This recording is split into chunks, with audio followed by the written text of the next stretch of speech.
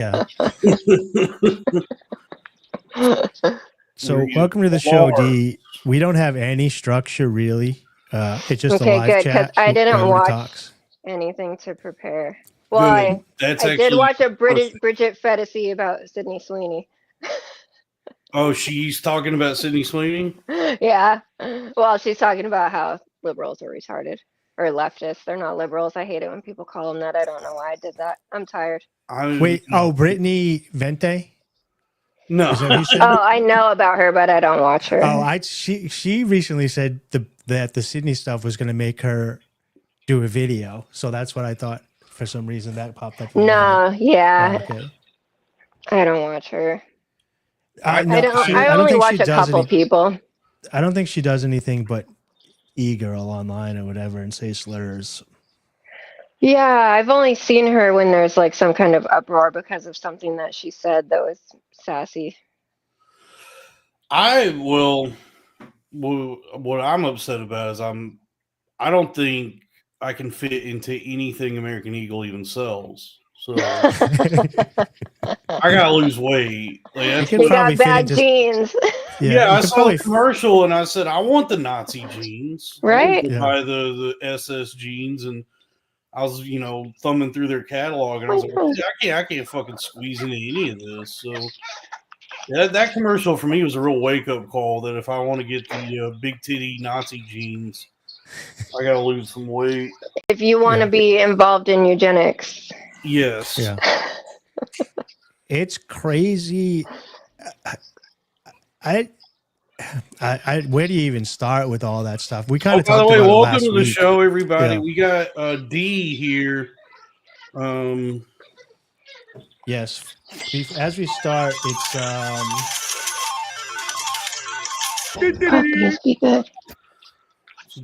I actually just met Dee like a few minutes ago, and she seems like a nice lady. Dave knows her somehow. She makes dogs, breed. What do you breed them? Yeah. She breeds dog. What are they? French bulldogs? Yeah. Now everyone's gonna hate me. No. We're all we believe in keeping the bloodlines pure around here. They all love. Everybody here loves dogs. A future for our dogs. Yeah. I don't know. I do not like the French. Don't want Frenchies to exist. Yeah. Well, so everybody head over to. We'll give out your Twitter, your X handle. It's at Real Unsweet Dee. I guess I should have put that instead of just D. REAL Unsweet Lost opportunity. DEE. Yeah. So if you head over to there, follow her on X. She just posts a lot of memes. Really, she stays out of trouble for the most part. Once in a while, now, yeah, the tweets will go. One of the memes will get into trouble, but besides that, it's just a fun page. I think we answered that question. Yeah, she has French bulldogs. I'll get the one that's. I guess we'll go ahead.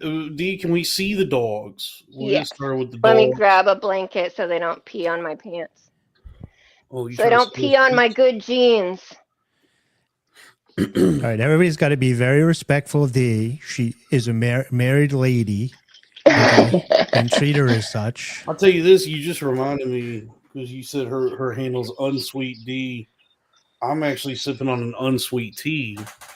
Oolong. I can't read none of this. It's all Chinese. Oh, nice. Look at that. Nice. This is berry. Wow. Berry. Polar berry white. Oh, I get it. Okay, but yeah.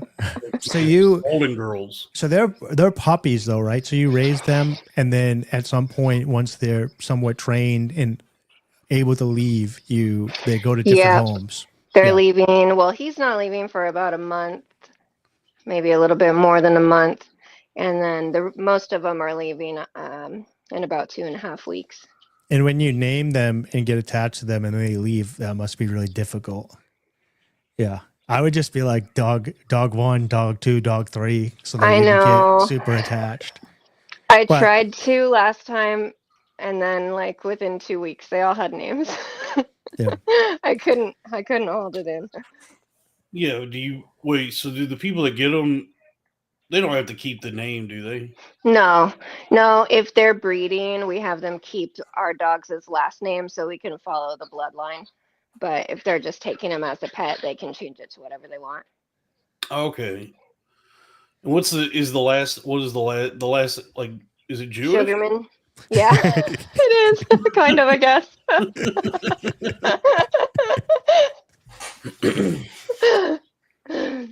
Yeah, they're Sugarmans. Okay. Oh, yeah. I guess. Well, eugenics was initially devised by I know it was in the 1920s. But wasn't it? It wasn't Jews. Maybe. Well, I guess Jews are the original like eugenicists because they're like, keep it in the family.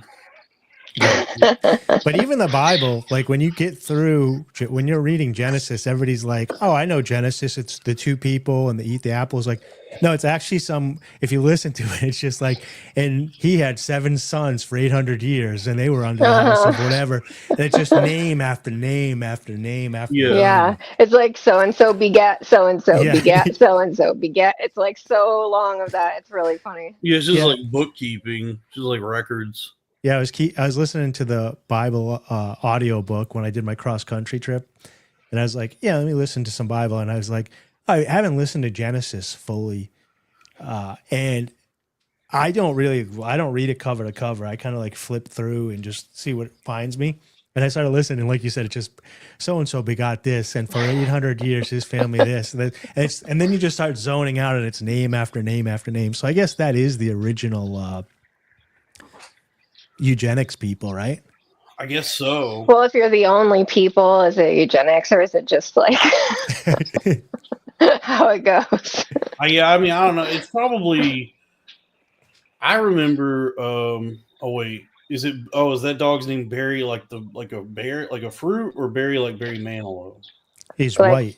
Barry White, yeah. Except he's not black. It's a black dog. Yeah. I didn't have a lot of sleep when I named him. Yeah. Barry White made sense at the time. He was really the biggest one. Yeah, and Barry actually white.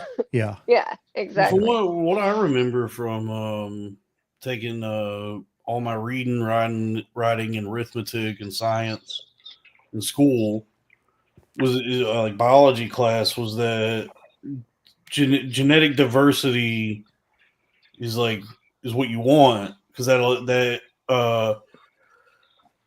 what is the word I'm looking for? That like cuts down on the chances of any sort of like genetic mutations. Like you don't have a stagnant gene pool, and so that's how you avoid like club feet and cleft palates. Like that's we're actually about to get another boy because we don't want that to happen, but we want to keep babies from our own litters to breed, like keep the best one, the pick of the litter, and improve the line kind of thing. Yeah, but when you think about it, like all those curriculums were devised probably by like Jews. Well, they do it right now. They're trying to distill their like schemes down to us. We're like, yeah, all of you mutts, we want you all breeding with each other. We're going to keep things pure up here, and so that way we can maintain control over you as you dilute your gene pool. Have you seen what they do? And the Amish had to start doing this too, but they take blood tests and they want to be diverse enough far out so that you don't have like mutations. Right. But they don't want to be so far out that it dilutes the bloodline. So there's like a certain like number inbreeding of coefficient. Yeah. There's a certain number of cousins out that you can be. But even the Amish now are reaching out to people. Like the Mormons have been doing this, but the Amish has been doing it as well. They have to reach out to people outside to have children because they're trying to stay healthy. So yeah, it's weird how they use that for propaganda though, like diversity is our strength, because if you go too far out from different, then it's actually reverse. Right. It's like when you make a pug. You know what I mean? By the way, I was joking. Like I don't. Well, I'm just talking about like when you breed dogs. Like a wolf becomes a pug, and now it's like, okay, you've taken this too far. They're breeding, they're killing each other. It's killing itself. Yeah, but I'm sure if you want to like keep making good French bulldogs, you don't want to introduce like diversity. That way you can keep making French bulldogs, but yeah, you want them to still be French bulldogs, but you also don't want them to be too inbred, or else they do start getting cleft palates and weird, like bowed back legs to where they can't walk correctly, or spinal problems. Yeah. So you want to breed them enough that they're not committing 13% of the crime, 30, or not doing 50% of the crime, but not enough. Yeah. What's funny is that Broseph, of all people, he's actually Broseph Smith's in the chat here. He tracks his family lineage and stuff, and he's probably because of his personal hobby, but also because of his Mormon upbringing. Before he left, they got into a lot of this stuff, so he probably knows. He's probably like punching his laptop right now as we screw this all up, because he actually knows what we're talking, like the science of this. What does this say? Where the dog go, though? I want to ask Barry Dog's thoughts on Sumo Dog. Boy, great. Drew probably. He's laying down now. Coors Lights deep as he types. Thank you, Drew. Yeah, so Drew will pay every week to say, shout out to Sumo Dog, which is another fan of the show's dog. Yeah. And Drew is the person I was telling you about that was shooting arrows 2 weeks ago and then shooting his phone. Yeah. I believe Sumo Dog is friend of the show, Sweeze. I believe that's a blue healer. Sweeze will not be mentioned tonight. He's on a competitor's podcast right now live over on Rumble. Cheating. Yeah. No, actually, Sweeze is over on Rumble. Actually, this is a good promo.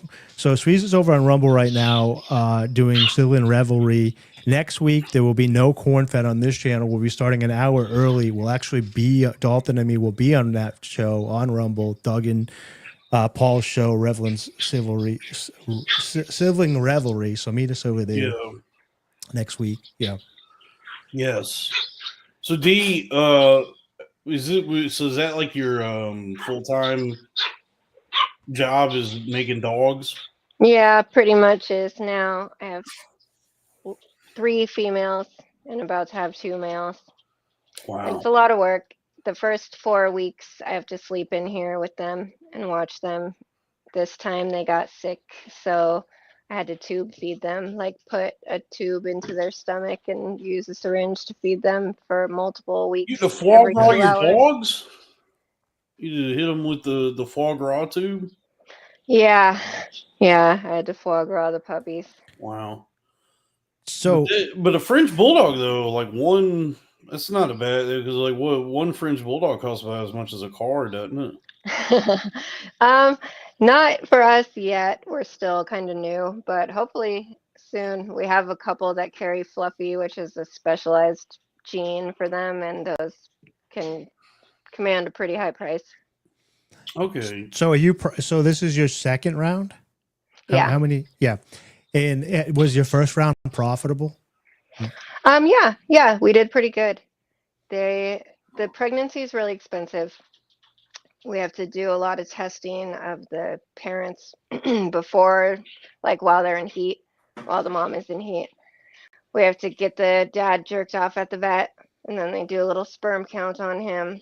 And we have to do progesterone testing on the mom to make sure we get the day correct for them to do it, because she has to have a C-section. Oh, really? Yeah. Wow. So we have to schedule that in advance. So how much can you? So she's having a C-section. She can do it again and again. Yeah, up to 3 or 4 times usually. Wow, that's a lot. Like I'm just saying about like physically for a dog to go through. That's kind of crazy. Yeah, it is. That's why you don't keep doing it forever with them, because I mean, even if the vet allowed more than that, I probably wouldn't want to do it. I don't feel right about that. Yeah. Right. And so how many did you get in the litter this time? This time we got 5. Last time we got 6. And then you raise them for how long before you can put them out into the world? 10 weeks. Oh, that's not too bad. That's not too bad. You're getting attached to them, but yeah. Oh, I get attached to them anyways. And like the last time we kept 2 of them for about 6 months because they moved to Hawaii, and Hawaii has special rules about needing tighter tests and extra rabies shots and stuff because they claim they've never had a case of rabies in Hawaii and they don't want to. So they're extra tight about it. And that was really hard. Keeping those girls until they were 6 months old and then taking them to the airport and dropping them off was really hard. Yeah. 10 weeks. I mean, 10 weeks is pretty rough considering you're watching them from like literal birth. Oh yeah. They're like the size of a hamster. Yeah. All the way up. And then you're like, okay, bye. But at least I guess you kind of get it to do it again. And then you can experience that. Yeah. And this time we get to keep 2 of them a little bit longer because their new owners are nervous about certain diseases. So we're keeping them until they're done with their vaccines. How do you find owners? Is there a vetting process? Yeah, we have an application that I go through and talk to people on the phone about things first to make sure like they have a fenced yard and they're equipped to handle this kind of dog because they're a little bit more specialized than just a regular, leave it in the backyard kind of dog. They would get sick probably if you just left them. Yeah, I looked into a couple of different dogs and I was like, okay, I am not ready for a dog. They're a lot of work. No, it's so much work. I don't. That's why I don't like the proliferation of dogs now. Like everybody be getting dogs. Because it's like most people. I don't think most of these people are qualified to have dogs. Like when you go to a coffee shop now, and all these 20-year-old ladies are bringing their dogs in there. Like you got it's one or the other. You get to either be a metropolitan Sex in the City lady. Do both. Yeah. I lived with for a little while there for like a year. I found an apartment on Craigslist one time. I just had like strangers as roommates, and I lived with this really pretty big titty Puerto Rican lady. Nice. Like the size of her breast has nothing to do with this, but just she did have large breasts. That's how you filed it in your memory banks. Yeah. But she had this your memory banks. Yes. Yeah. she had some. It wasn't like a big dog, but it was a mid-size, like a 4-door, and she would just like go out in the town and just leave that dog there for like hours and hours, like way too long. Yeah. Where it would like piss on the floor, and it was just like losing its mind having to be there by itself for so long. Yeah. Yeah, and I was just like, yeah, you shouldn't have a dog. Like if you want to go out and like drink and do things for like 9-10 hours a day, it doesn't seem responsible to have it. I feel like so many people are getting dogs now that probably shouldn't have them. Or it's the other way around. They get one and they take it everywhere with them, and now it's them and their dog everywhere they go. That's a problem too. Yeah. Like so when I moved into this building like mid-COVID, they were grilling me about no pets. And I was like, yeah, I don't have any pets. And like, no dogs, no cats. I'm like, I get it. Like, no fish, no lizards. I'm like, I'm not getting any pets. I'm not moving anybody in. It's fine.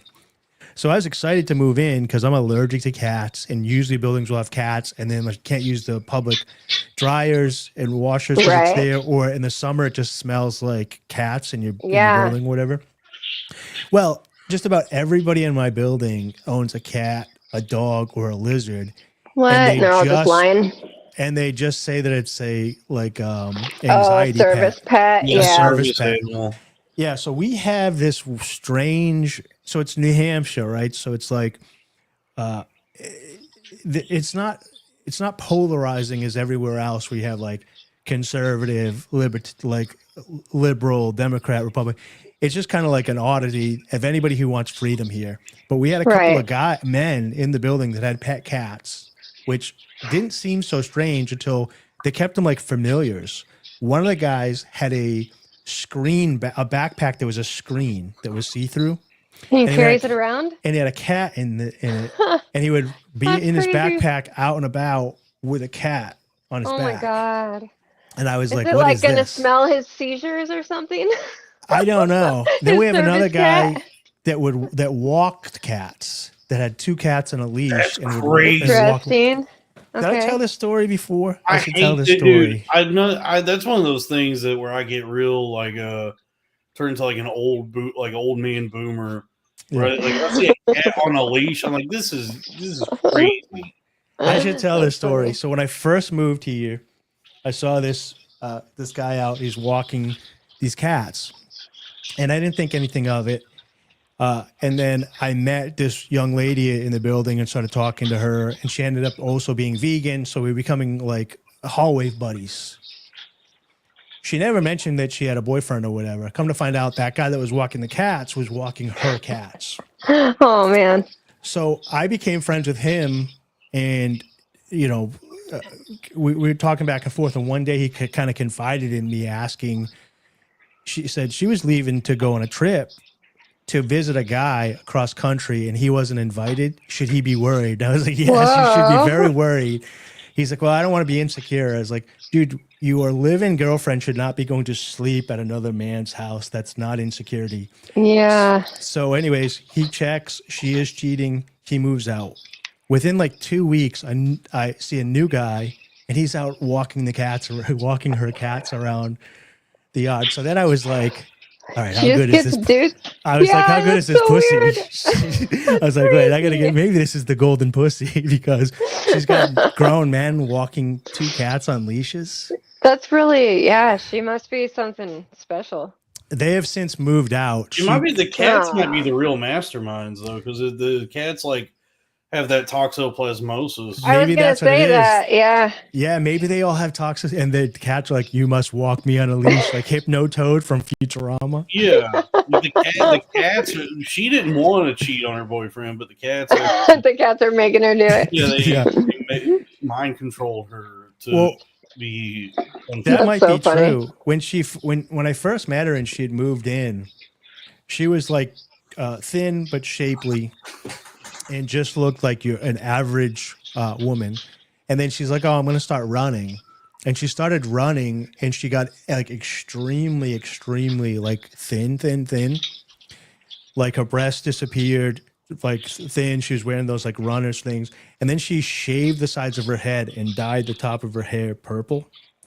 And had like this big purple hair, and that would like, she just run around town like that. And I was like, I don't know what happened. So maybe it was the cat. Maybe she got a brain parasite. Yeah. Yeah. It's possible. Yeah. Yeah, the cats were like, step 1, lose weight. Yeah. Step 2, shave the sides of your head. Yeah. Well, they've since moved out. He had a Prius, and the second guy, and the license plate was Waluigi.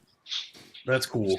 Yeah. So I was like, okay, this guy's kind of cool, but he never said anything. He just smiled when you talked to him in the hallway.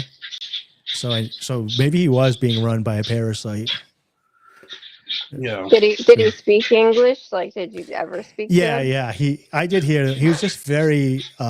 He was also very thin, and he was just like he looked like a guy that would walk cats, basically, and he was just very soft spoken. Yeah. Her boyfriend before that was also an Asian guy that was very like soft spoken and like that as well. So she just maybe she's like dudes that she can have walker cats. Yeah. Yeah, and the haircut you just described sounds like that's a real BPD haircut. So she probably guys that she can control and manipulate. Yeah, so I will say, the combination of BPD with like cat toxoplasmosis sounds really devastating. I don't know them that's like super well. I do. The first kid that I did kind of become friends with, once he moved out, I think he was embarrassed to like stay like friends. We had numbers, but once he kind of like that happened, he was kind of grown apart. He was kind of embarrassed. They did invite me to a New Year's party that I went to with a bunch of vegans, and we played this game called Zombies. It was like a card game called Zombies or whatever. And it was just me and a bunch of lesbian vegans and then her boyfriend. And they all had similar haircuts and stuff. And I was on edge because what I thought was like a very simple chuckly joke on becoming a couple beers everybody just staring at me with laser eyes. I was like, okay, this is wrong crowd. Read the room. Yeah, I've done that before. But they were very nice to me. I just thought it was strange that the woman on the first floor, also very sweet. She has a support lizard, and she will take it out under the sun and just play with her lizard out in the yard. So it's pretty cool that her lizard does not take off. Yeah, you can, like, play with it in the yard. That is cool. Yeah. So Dee, how do you get in the dog business? Like you were working an office job, and you said there's got to be more to life than this. Yeah. Well, I actually wasn't really working an office job. I wasn't really doing very much at all, and I was considering not having any more dogs after my last dog died, and then we decided to get another dog, and it was a Frenchie, and we really liked him. And then I was like, I've done other dog breed in the past when I was a teenager. I've done 2 different kinds of rabbits. I've done a couple different kinds of goats. Like maybe we could try and do Frenchies. It might be fun to have puppies around. And my husband said I could buy another one with our tax refund a couple years ago. So I found a girl that I liked, and then we started doing it. And it worked out really well. So then I got more girls. Oh, so it's as simple as that. You get a pet dog. Yeah. And then. Well, we get to have puppies, and then I get to give them to you. It's like I'm a grandma of puppies, though. Right. Okay. And like you said, though, it's profitable too, right? Yeah, it is. Like with all the medical stuff that goes along with the pregnancy and the C-section, it basically ends up being like 1 to 1.5 puppies worth of money for the pregnancy, the puppies' shots, their pee-pee pads, the puppy food, the milk, the everything that they need. And like these ones had to go to the vet extra because they got sick when they were like 2 weeks old. So that was like an extra $1,000. So, it varies. It depends. If everything goes perfectly and you have a big litter, then yeah, it's great. If you only get one, you're going to be in the hole. So. Yeah. Okay. So it's not wide profit margins on. Yeah, well, it depends. Like for us, we're still just starting out, so I don't charge insane amounts for the puppies yet because we're not really well known. My stud's only had a couple litters. He doesn't have any ribbons or anything like that. He actually, because he's considered exotic colors, he doesn't qualify to do certain AKC shows. He can only do the fun shows like Best Exotic or Biggest Head or like things like that. What's that like? It's like the guys from Spinal Tap, but they did like Best in Show. Yeah, that's what I'm thinking of. Guest. Yeah. So do you go to shows like that where it's everybody's like super serious about the dogs? We went to one recently. It was pretty cool. We didn't enter into it. We just went to check it out, and it was pretty fun. There was a lot of really pretty dogs there, but a lot of them, we're in Washington, but we're only like 15 miles away from Idaho, so there's not really very much over here. I would need to travel like 5 or 6 hours to go to Seattle or Portland to go to like a big dog show. Oh, you're on the east of the mountains, basically. Mm-hmm. Yeah. I heard it's nice over there, really nice over there. It's very pretty outside. Yep. This is it's in the forest. It's beautiful. Yeah, it's dry, right? That. Yeah, up here it's really dry. We're considered in the high desert. We don't get rain really. We didn't even get snow this year very much. It's been pretty dry. I looked at moving out there maybe 5 years ago. I had met somebody that lived out there. She moved here, and then she wanted me to move back there.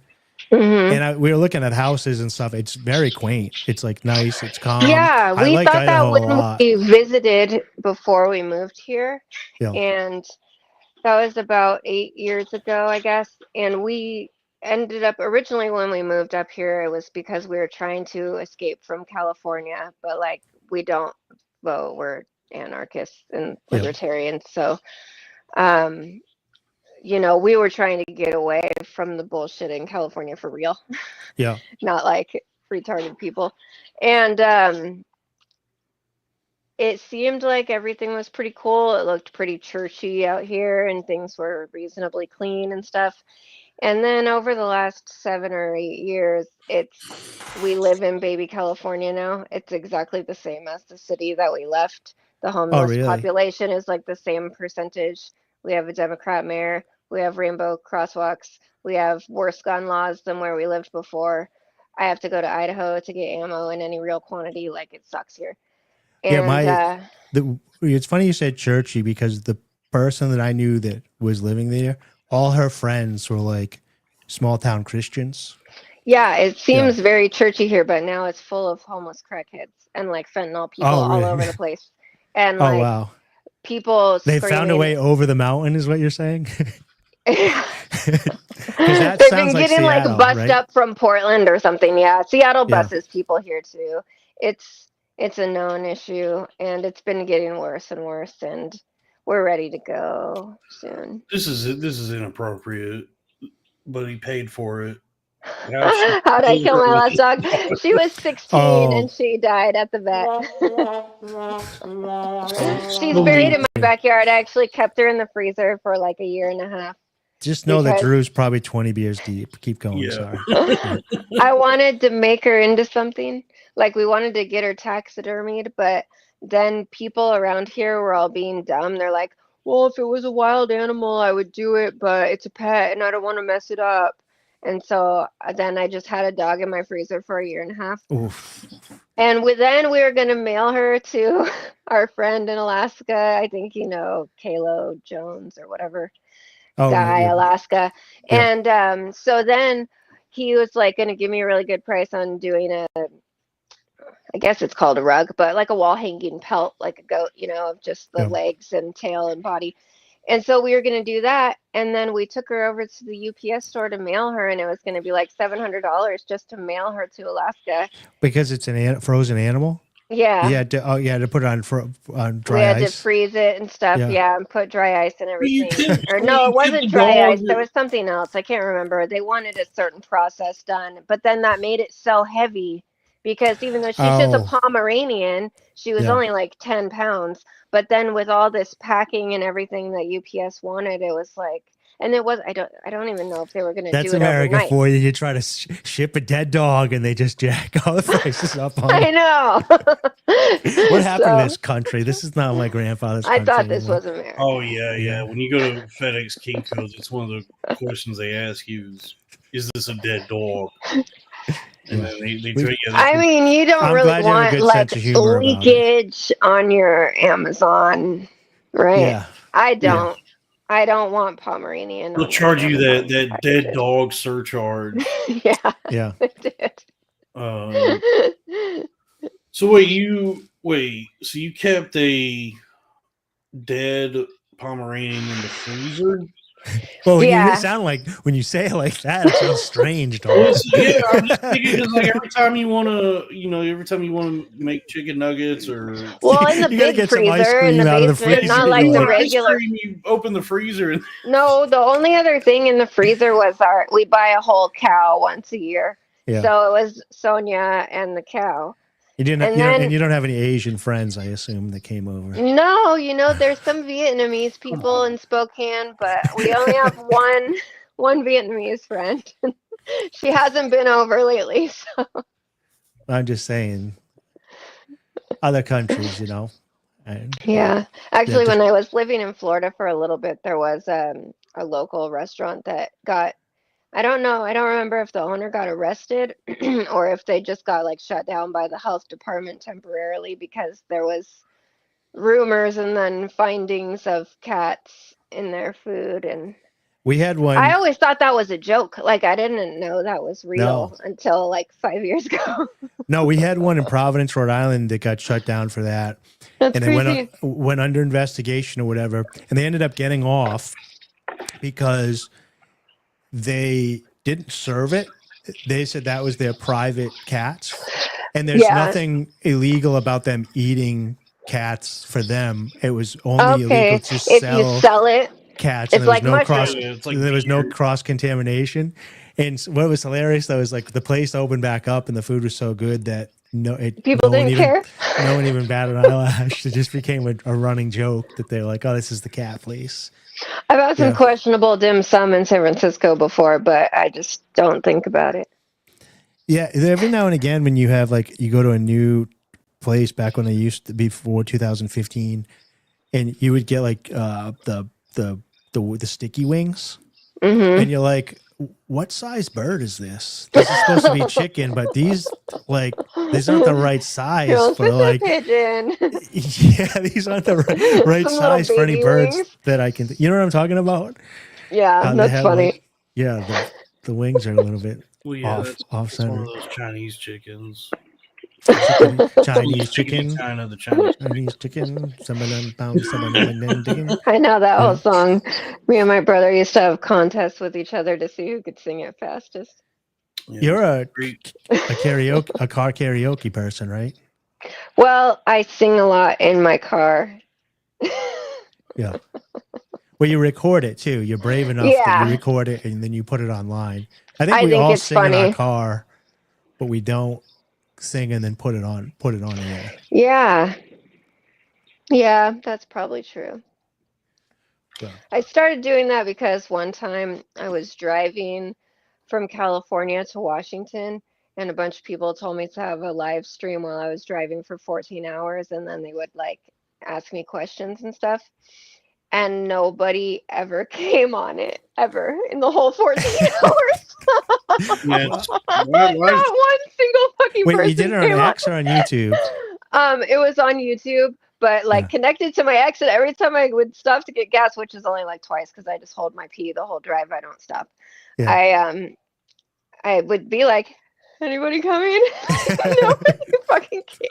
Yeah, I've learned this like probably second only to dog breeding. Live streaming is like the hardest job there is.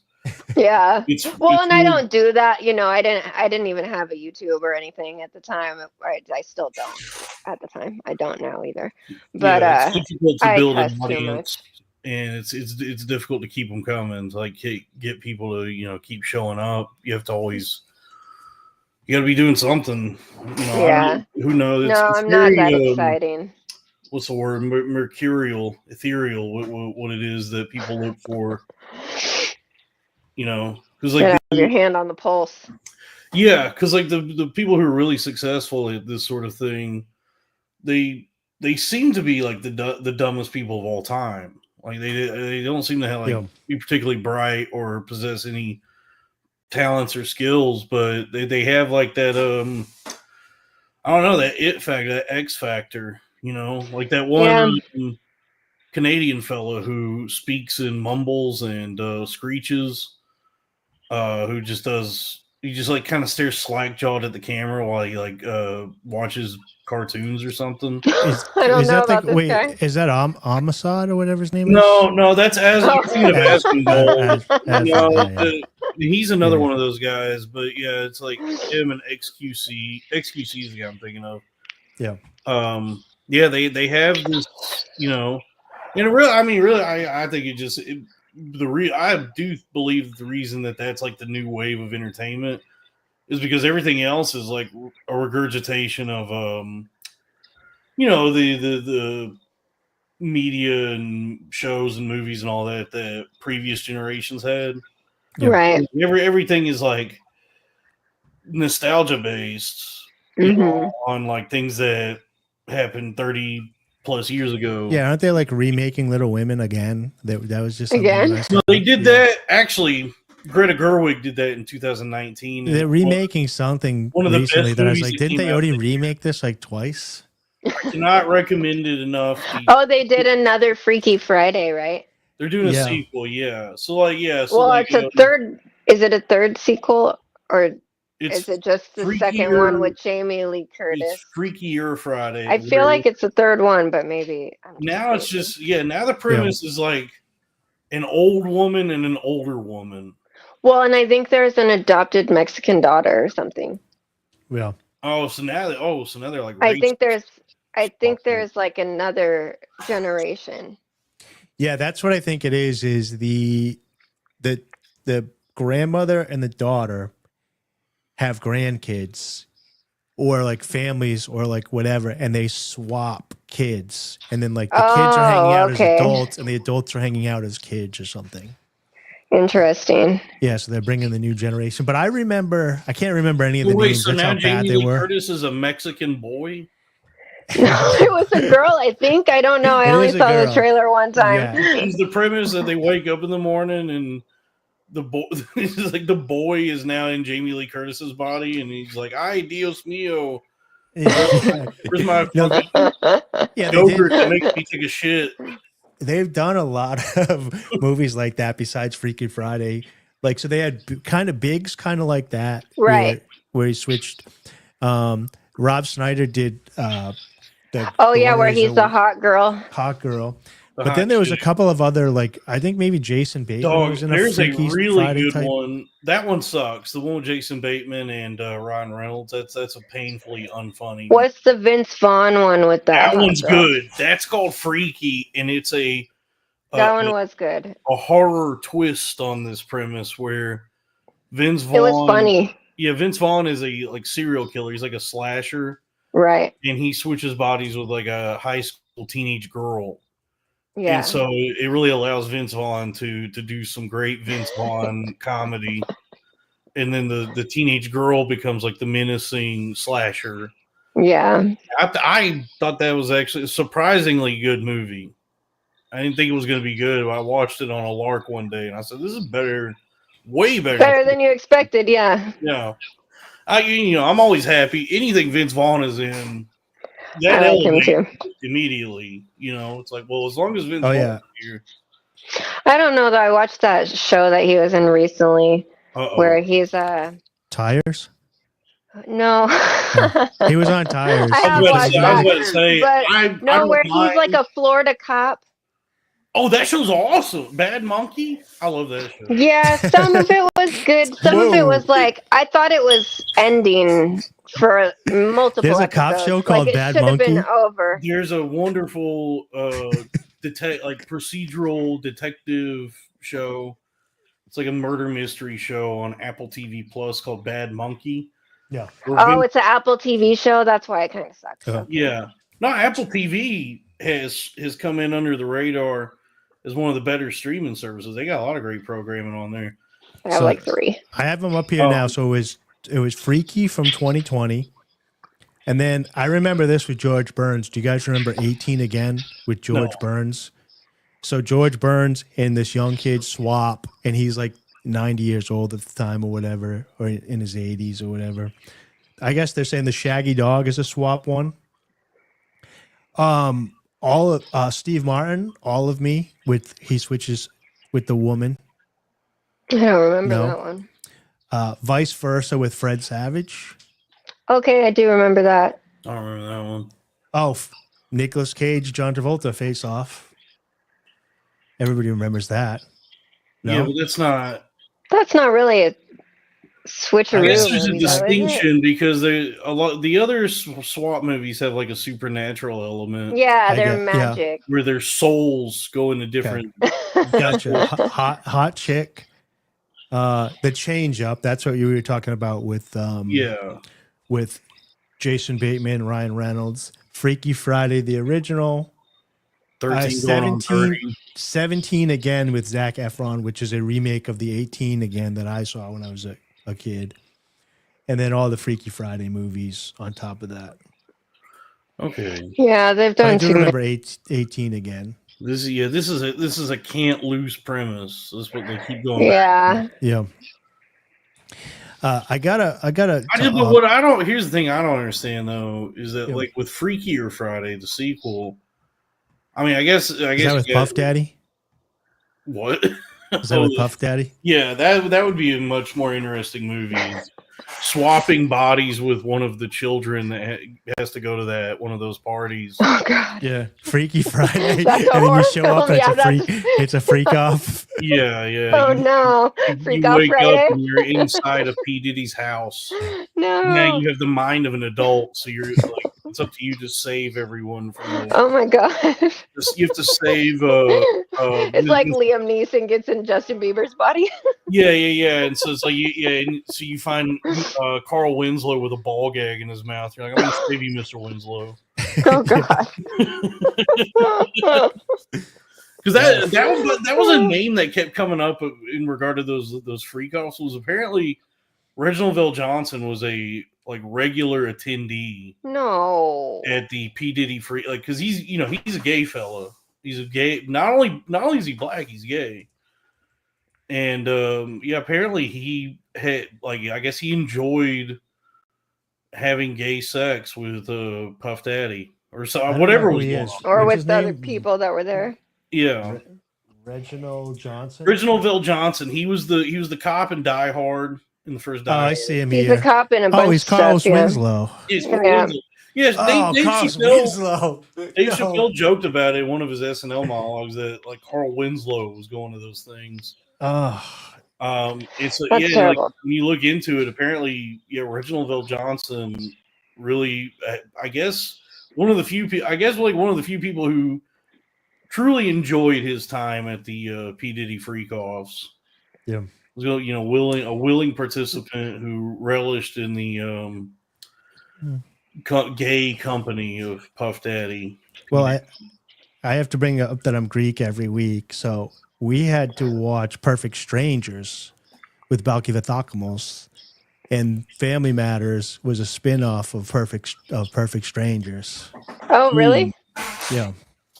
And because Carl Winslow was the cop on that show first, and then when they spun it off, you got to see his whole family. You got to see behind the scenes. Yeah. And actually, Perfect Strangers might have been a spin-off too. I don't know. I was too young to know if there was something before that. It's way before my time. Yeah, it was basically like if the joke was Borat. Like this guy lives in New York City. His cousin comes from Greece and has an accent. I remember and Perfect Strangers. He doesn't understand what's going on in the world, basically. And, hilarity ensues after that. Yeah, my mom used to watch that show a lot. I threw something in the private chat that we could watch that should start a conversation here. Well, I feel like the conversation started this little 7 minutes ago. Well, Dalton could pull it up on screen. No, this is a good conversation. I got it here. Let's see. What is this? Here, hold on. How do I get off of there? Shooter ready. Stand by. Oh, crap.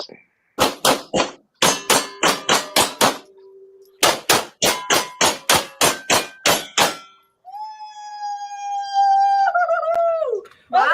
9:21. Oh my god, girl! That's Your first time? That was really good. You're going dog nuts. I mean, you're hitting them all over the place, but you're hitting them. Yeah, she's getting it. You're great. You're shredding, girl. Yes. Pretty good. I'd be really proud if I were you. Yeah. For your first day, that's pretty good. Thank you. Wow. There you go. That's Sydney Sweeney just being one of the guys. Just doing So that's an old video that's being dug up because of the Gene ads.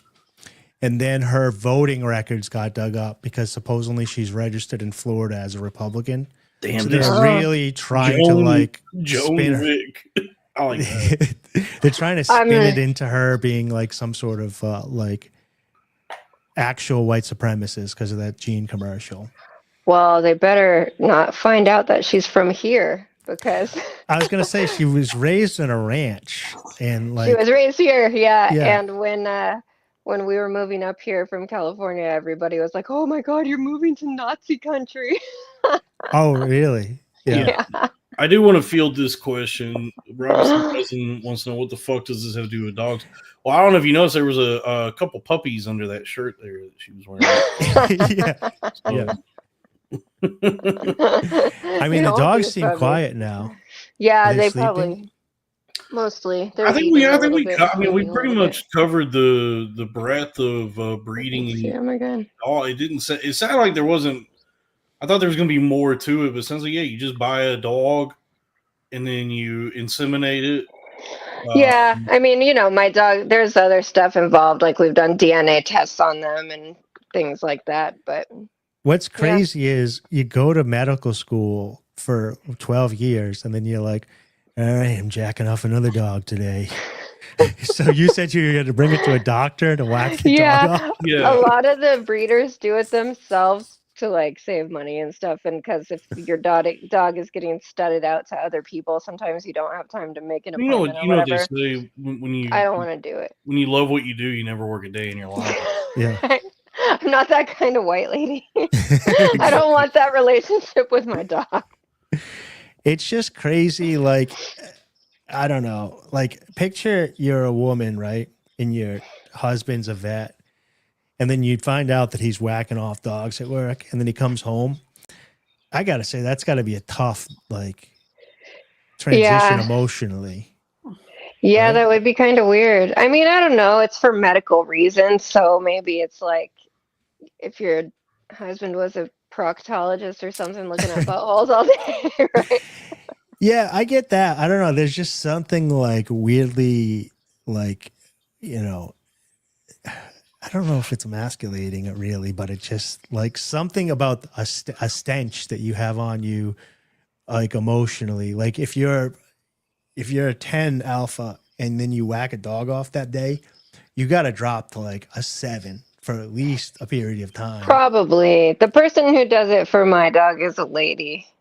Oh. It's like a big Samoan nurse.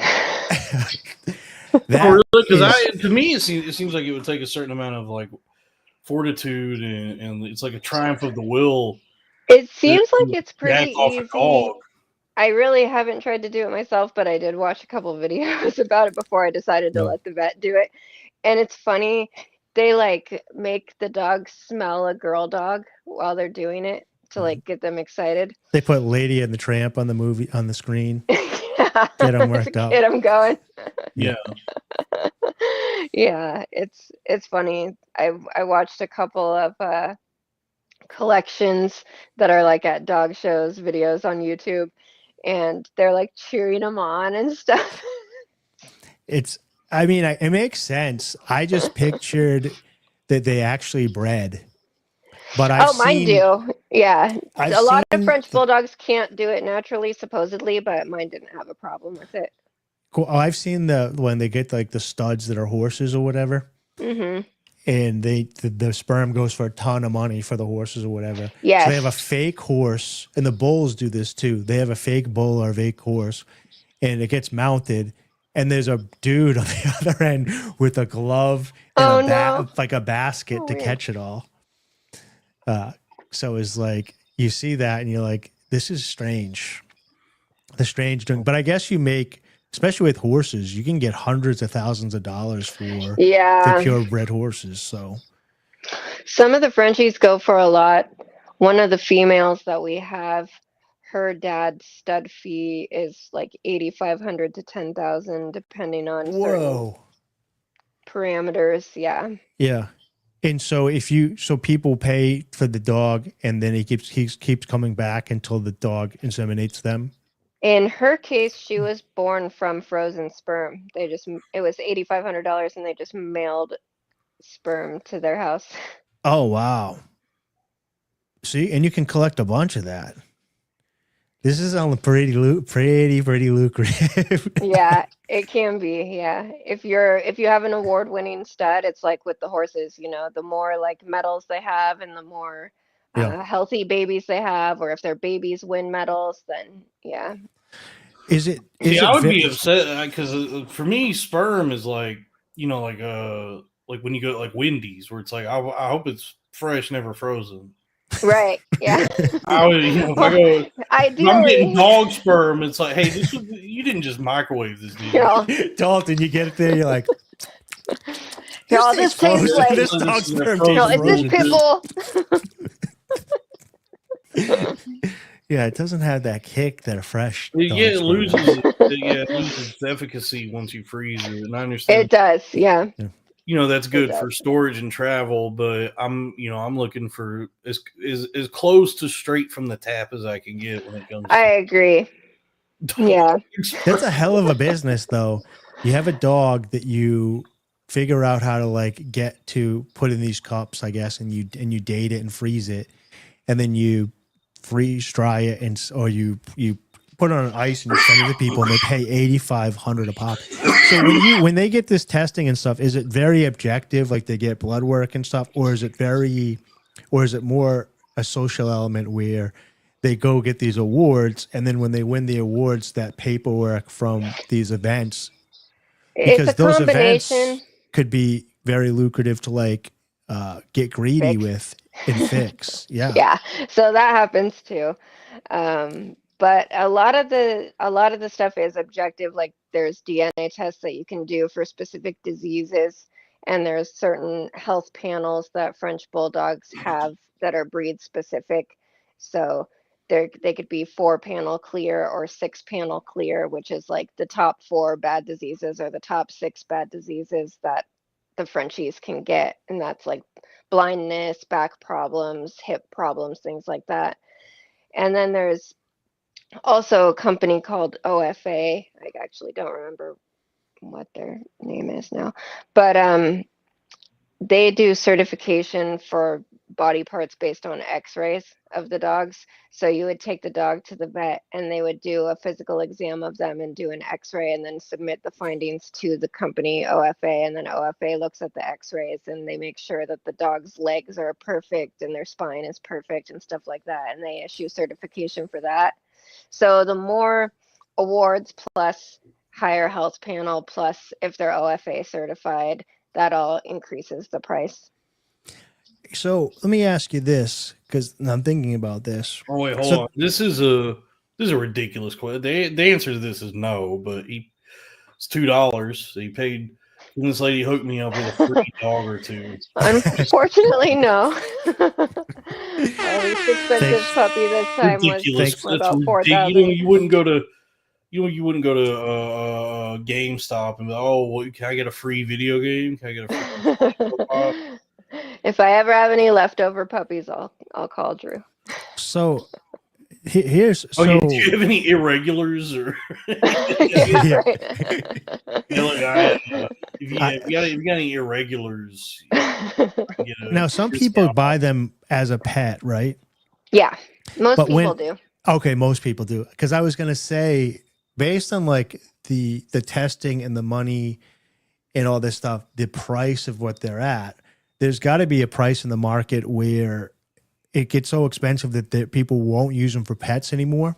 And then it becomes like a multi-level marketing of these dogs where people are just breeding dogs to breed dogs to other breeders to buy dogs to breed them to put them into shows. And you get away from the pet ownership aspect of it. There are some that are like that I've run into where the dogs are like $40,000 to $60,000, but really their DNA isn't that special or different. So I'm like, who are you actually selling to? You know what I mean? Like what's going on here? Yeah, because you either get somebody like Paris Hilton that wants to like right, and some of them do sell to celebrities to show off that they have that money to spend on a dog, or it's just multi-level marketing for the competitions that pay so that they can sell the breeders, but they're only selling to other people in the competition. And now it's just, like I said, become a pyramid scheme, basically. Yeah, you're breeding them to sell to other breeders. And there's a lot of weird people who represent themselves as if they were the dog's breeder. Like they act like they own a stud. And they have like 70,000 followers on Instagram or TikTok or whatever, and they market this stud and they're like, oh, we just got a $12,000 breeding, blah, blah, blah. And they're like, then you start digging into it and they don't own the dog. Wait, they're just Indian guys are breeding dogs? Well, I mean, yeah. One of them that I ran into actually was. Yeah. Oh, really? They propensity for scams. Huh? Claiming that he was a veterinarian in Texas, and he's not a veterinarian because there are no licensed vets in Texas with that name. And he did not breed the dog, and he doesn't even own the dog. He's like one of 12 people that I found promoting the same dog and acting like it's this really high dollar stud. And I'm like, who even owns this dog? What is going on? You're It's basically crazy. explaining meme coins to Dalton and me. This is the exact same thing that we do, except Yeah, with this is what happens coins This online. is what happens in crypto. It's just like a handful of Indian guys get together and just scam everybody on the same thing. Yeah, Yeah. it is. It's like people, they're not bots, but it's like these 12 dudes all hyping each other up over the dog on each other's accounts, and they clearly bought bots because their accounts are huge, and the only comments are like fire, fire, fire emoji. There's no substance there, you know what I mean? Yeah. It's crazy. Yeah, usually if they do try to type anything, it's like there's just weird little tells where if it's not completely broken English, the way that they'll speak is broken in a way like you can pick up on it where you go, I have a feeling this is an Indian. Being on the internet nowadays, you just are constantly having to be on guard against Indians. Yeah.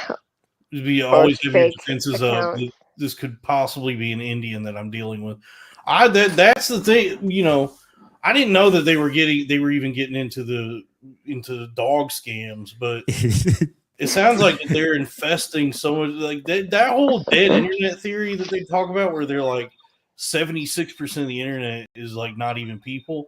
Yeah. You alleviate that pretty much completely if you just like don't allow Indians on the internet. I saw something recently about somebody's some small company's website was getting bogged down with this crazy amount of traffic on their server, and they couldn't figure out why they had to keep upgrading their servers when they were only supposed to have like 50 regular active users, and they were like, what is going on? And so then they blocked traffic from India and from China, and because I guess in the middle of the night a bunch of accounts were coming and like bogging down their website, and they have no idea why, and now it works perfectly fine. They probably had a back door where they were using it for like something else, some sort of nefarious reasons or whatever. It's crazy. I started a Substack. I'm not here to advertise it or whatever, but I buy from Amazon, and I've been doing this since 2021, and it was going pretty well. Well, over the past 2 to 3 years, all the companies all the outsourcing has been to call centers in India, and then all the companies that started getting involved, and now the scams are like through the roof. So I just started vetting these companies, and it takes me hours and hours and hours. So I started taking these vetting process that I have and writing blogs so that other Amazon people can find it as well. Right. But it's the scam that they've been doing here is they open a shell company in either in Florida or Texas, and they have a phone number, and you can place orders, and they have items, and they know what those items weigh and what the boxes are measured. And then you place the order and they get the money. They have one of those products. They put it in the box. They ship 30 boxes to Amazon. Amazon just receives everything in, thinking that it's there.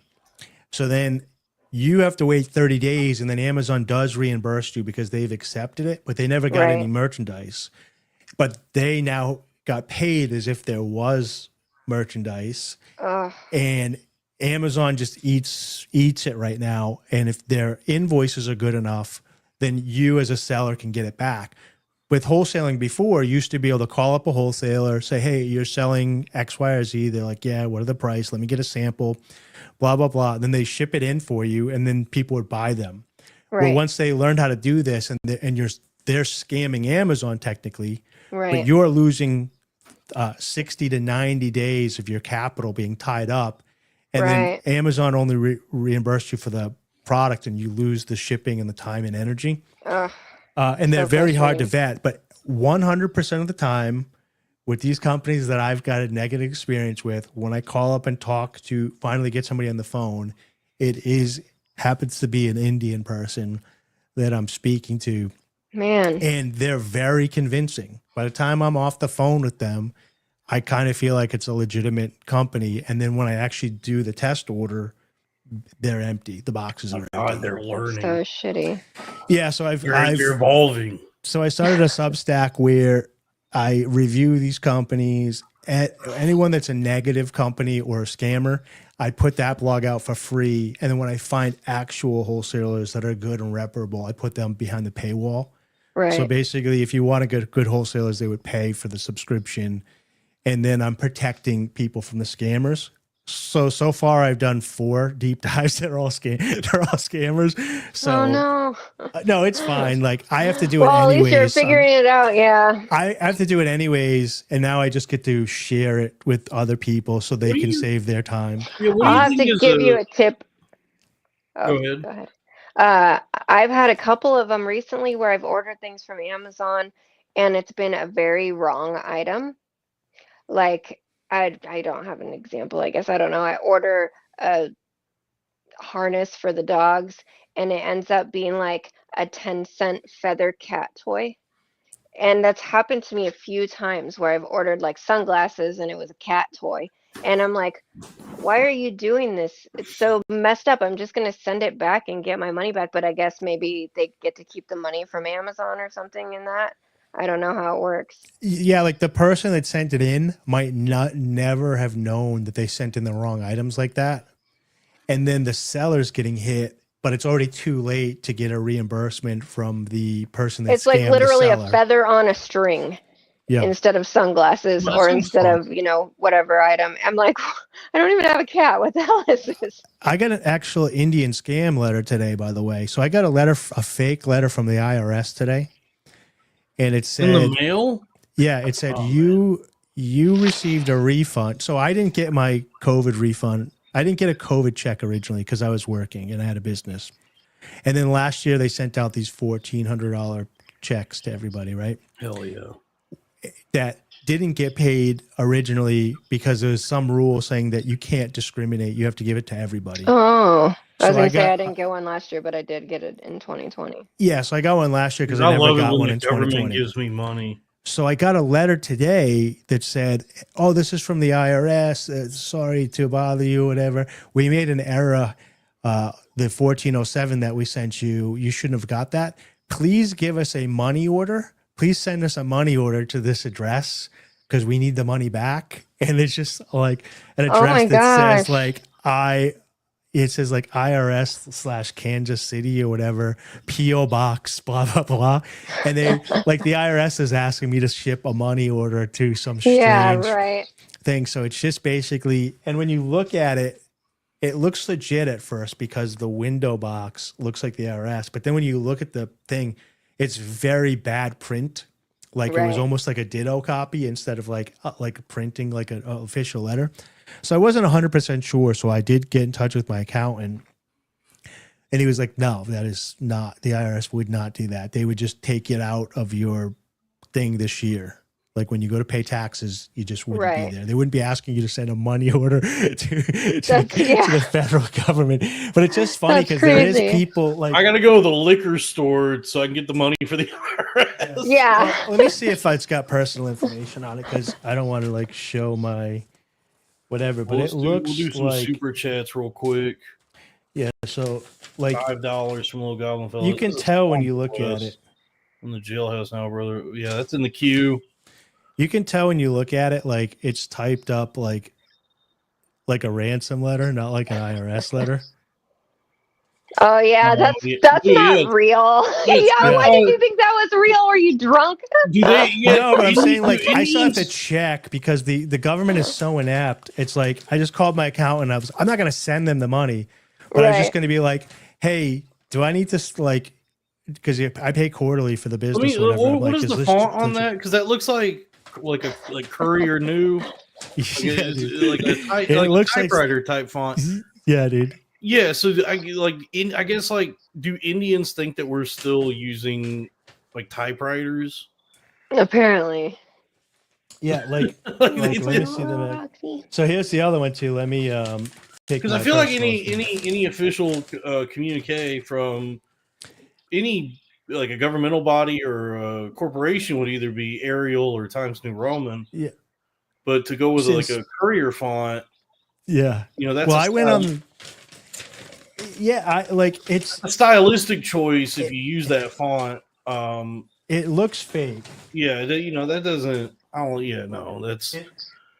It 100% looks fake, but when you like, came in a window like this, and it did kind of look real, and the print, and they copied the IRS logo at the top almost exactly. And so I'm like, well, the government is inept, and they are pretty dumb. So let me just check. And I asked my accountant, and I logged into that ID thing that they have where you can pay your things online to see if there was a bill or whatever. Because I've had dumber things happen with the government. Like when I left Rhode Island in like 2020, they owed me like $323 for taxes or whatever.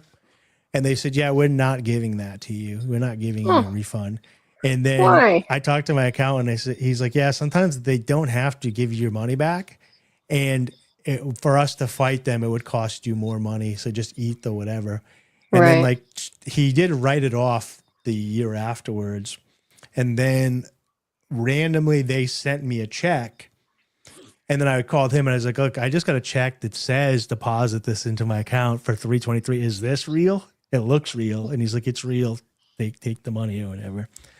So they just didn't have it, or they were behind or whatever. But like Rhode Island's big in debt, and they were in bankruptcy. There's multiple places in bankruptcy. So they might have just been holding back like cash flow money because they were like, yeah, we're not paying you your refund. Sorry, sucker. I want to address this. $6 from Lee Rector, damn near killed her. Rottweiler for. So thank you. How do you even explain that to somebody who's not familiar with the gas station? Yeah, that's one of our psychotic ongoing bits where we run it. There's a large comedian in New York City by the name of Lev Fur, and it's just a funny sounding name that we just fit into a bunch of other things. And he used to be a very handsome, like Matt Rife looking guy that all the ladies went crazy with.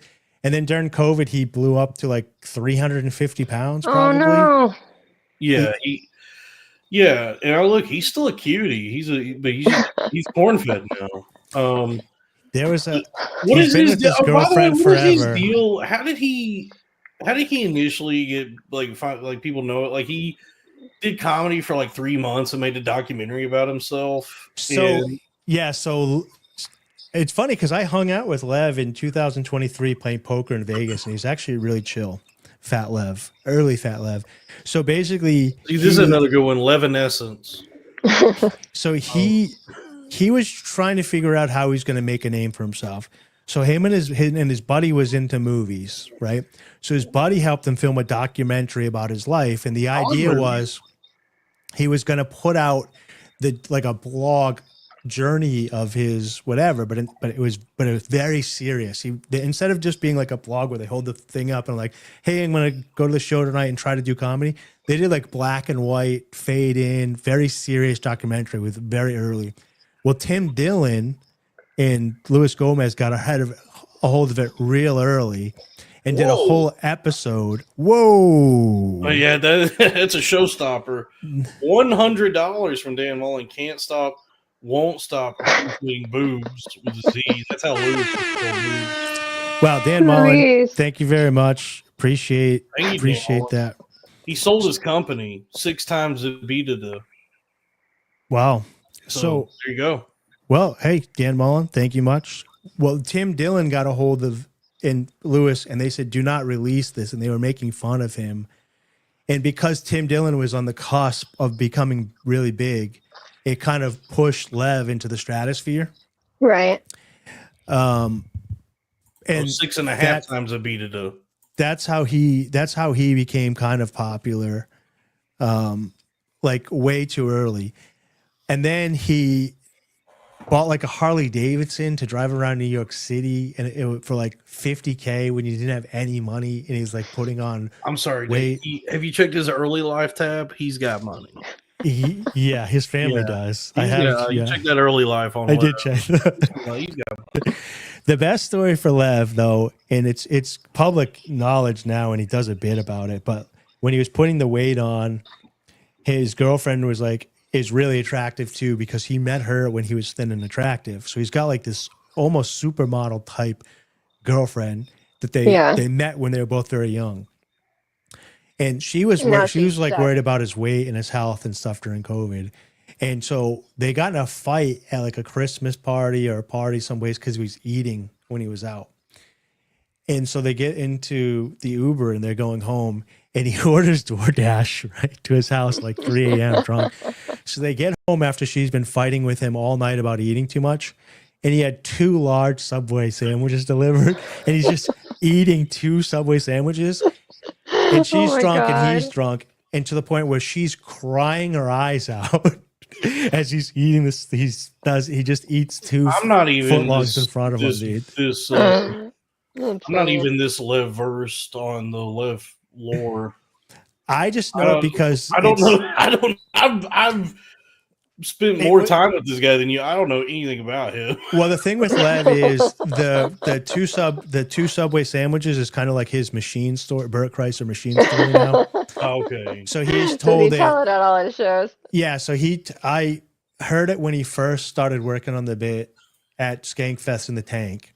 There's left first to this shit. This is so stupid. Why are we wasting this lady's time with this? Whatever, we waste everybody's time. Okay, so basically, sorry, D. I did promise, as I promised all the guests. We are not kicking you out of the show. We're having a fun time. Whatever. You have been here an hour. You've fulfilled your obligations, okay. Right?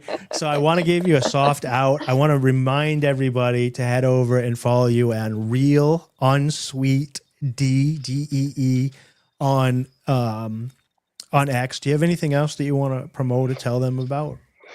No, I have Instagram, but I don't use it. I sell shirts, this shirt. Oh, you have a Chive page? Was it? I have a Teespring, but I don't know. I don't really promote it anymore. It's they increased the prices and the quality's kind of gone down in the last couple of years. So tariffs.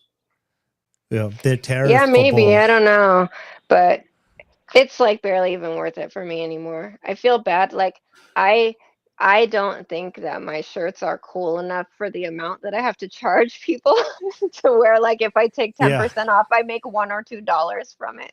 So I'm like, I feel bad for you guys because I don't want to charge you $25 for a t-shirt either. I know it's not that cool. No, I go on Instagram and I can't even use it because if I scroll, I don't see any of my friends' stuff. It's just advertisement after advertisement. And reels of people that you don't follow. It's crazy. Yeah, and all my ads are like, do you want to know how to make 10 to 20K a month working on the internet or whatever? And they get me almost every time, but a lot of them are like, start selling t-shirts, start doing whatever. One of my favorites I was getting a lot was because it's the algorithms and bots and all that, so they try to guess what it is you're into. Yeah. Well, as I was getting into having an interest in trading, just losing all my money on Robinhood. Yeah. I started getting this. We all been there. Yeah, I started getting this really great one where it was just like this fat fucking some kind of Eastern European guy who it looked like he was just in his cluttered studio apartment. And he would turn his chair around, so his desk was behind him, and he'd be like, "Hi, I made $45,000 last month trading stocks, and now I'm going to show you how you can too." And it was a guy whose life is clearly in disarray. It's a 600 square foot apartment. He was like, "I'll show you how to make over $10,000 a month in trading."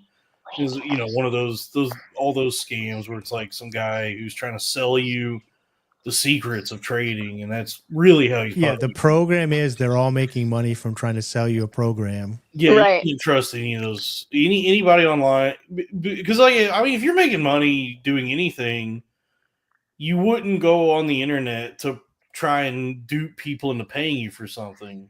Your business.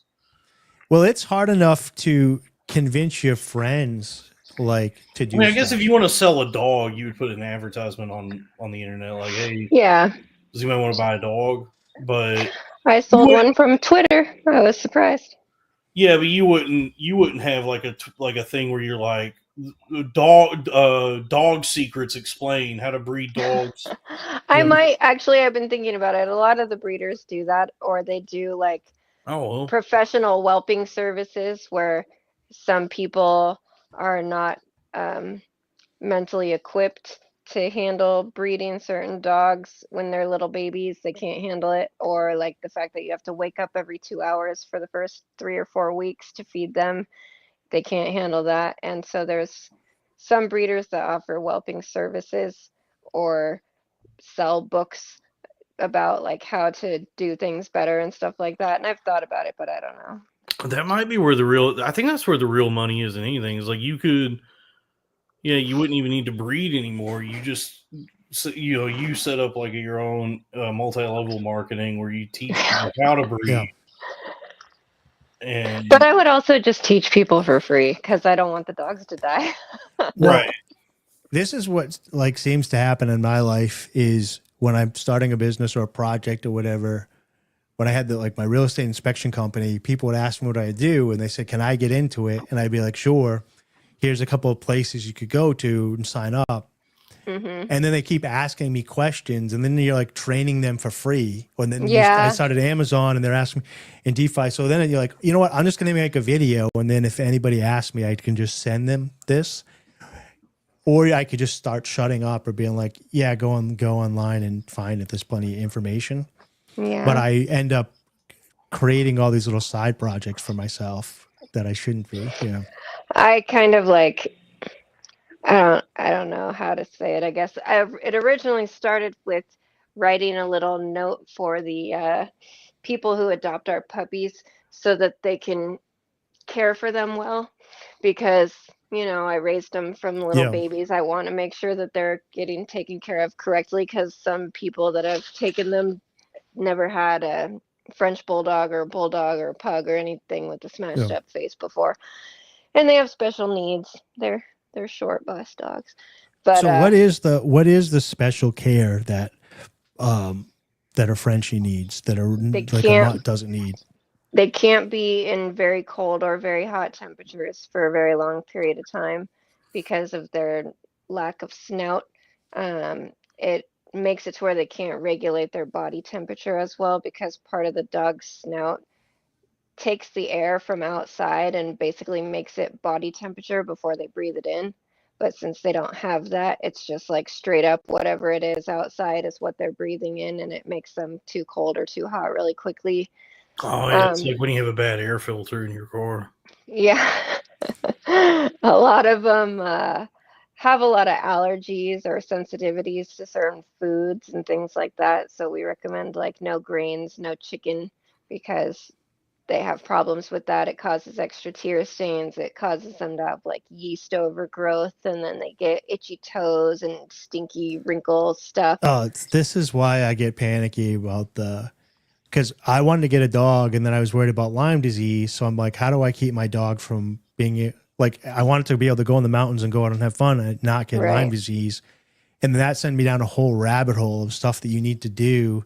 It's like, oh, I am not even close to prepared to do this. How do people get animals? One of my, I'm not like well read on anything, so I don't know what I'm talking about. But one of my favorite conspiracy theories lately that I'll believe based on nothing. It just sounds cool. Have you heard that Lyme disease is like a bioweapon? Yeah. I heard that Justin Timberlake was injected with a Lyme disease bioweapon. I kind of think it is. I actually have Lyme disease, and it's a weird thing. And I don't know what I think about it now, because I actually don't believe in most diseases in the same way anymore over the last 10 years or so. But I think that it is I don't think it's a natural illness that people get or that animals get. I think that there's something going on at Plum Island for sure. Yeah, so Plum Island, I think is, where is that? It's near Montauk, I think. Yeah, that's the place. I keep seeing. In New York? Apparently, there didn't used to be Lyme disease, and then it just started happening. And so, like, the theory. I've heard conflicting things, that it was really not that prevalent, but then supposedly they found, like, a mammoth, or you know what I mean, some kind of ancient creature that had the Borrelia spirochete inside of it, and they think that it had Lyme's disease. So I don't know. Yeah, this is one of those fun little rabbit holes you can go down the internet. Well, a Did you say really weird Montauk, thing like about it, New York City, by the way?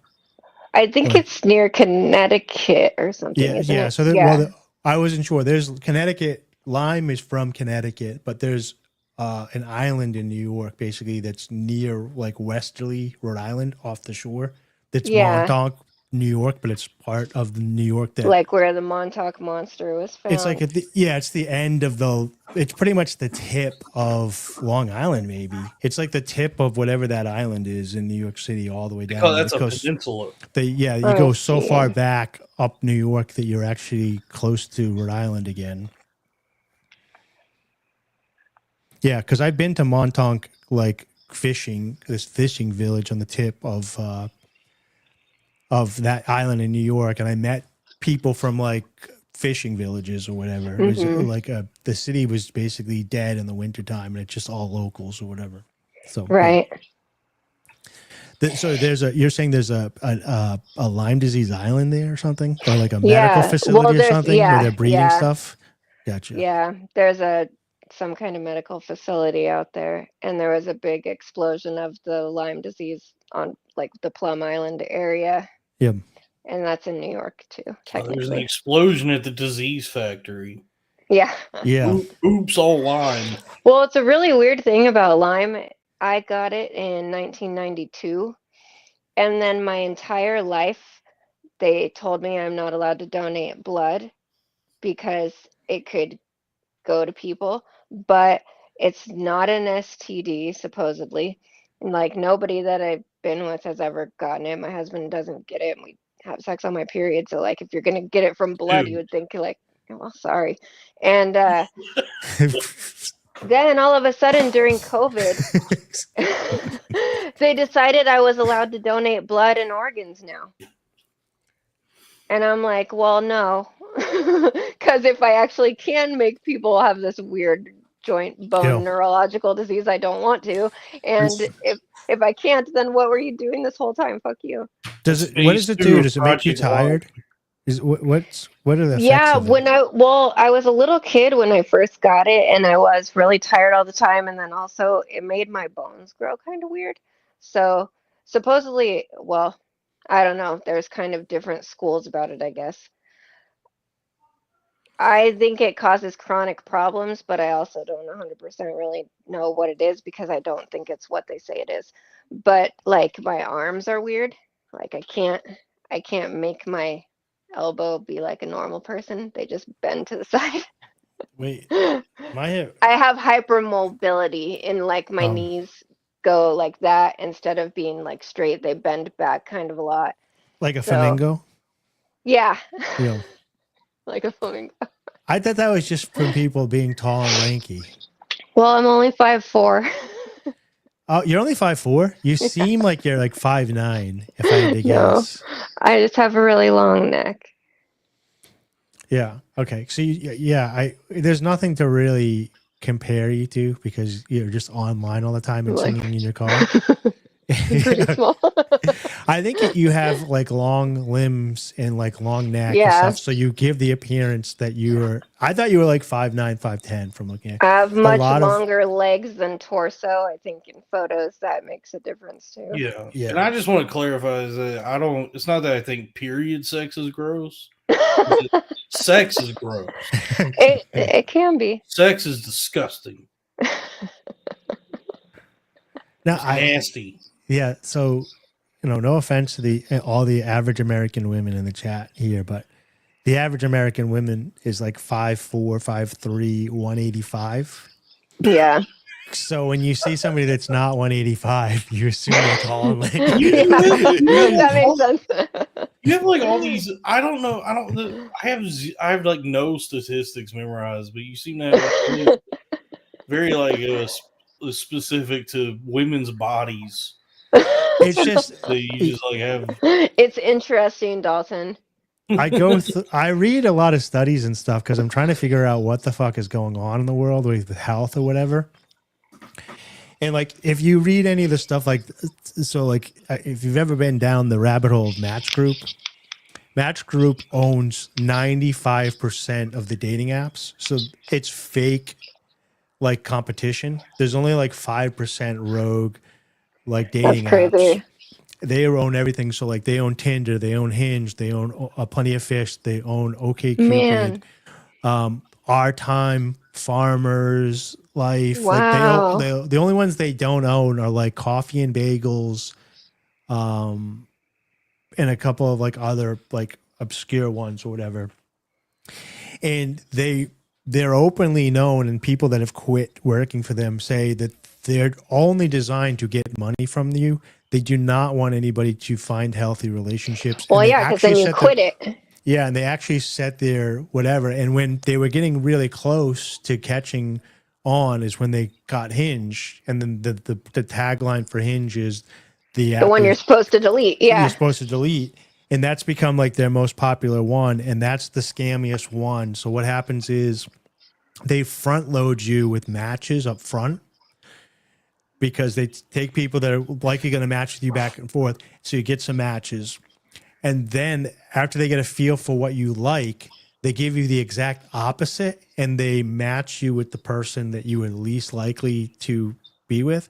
And then your best matchers, they put behind a paywall, which is called Roses, where you have to pay to reach out to those people. Oh, that's messed up. I've never used dating sites before, so I don't know. And they do it on both ends. And it was a bit like the people that had quit the job, the programmers and stuff that were like ratting these people out, were saying we're actually under risk because we all have to sign these NDAs, right? Because it's a whole predatory industry or whatever. But one of the things on there was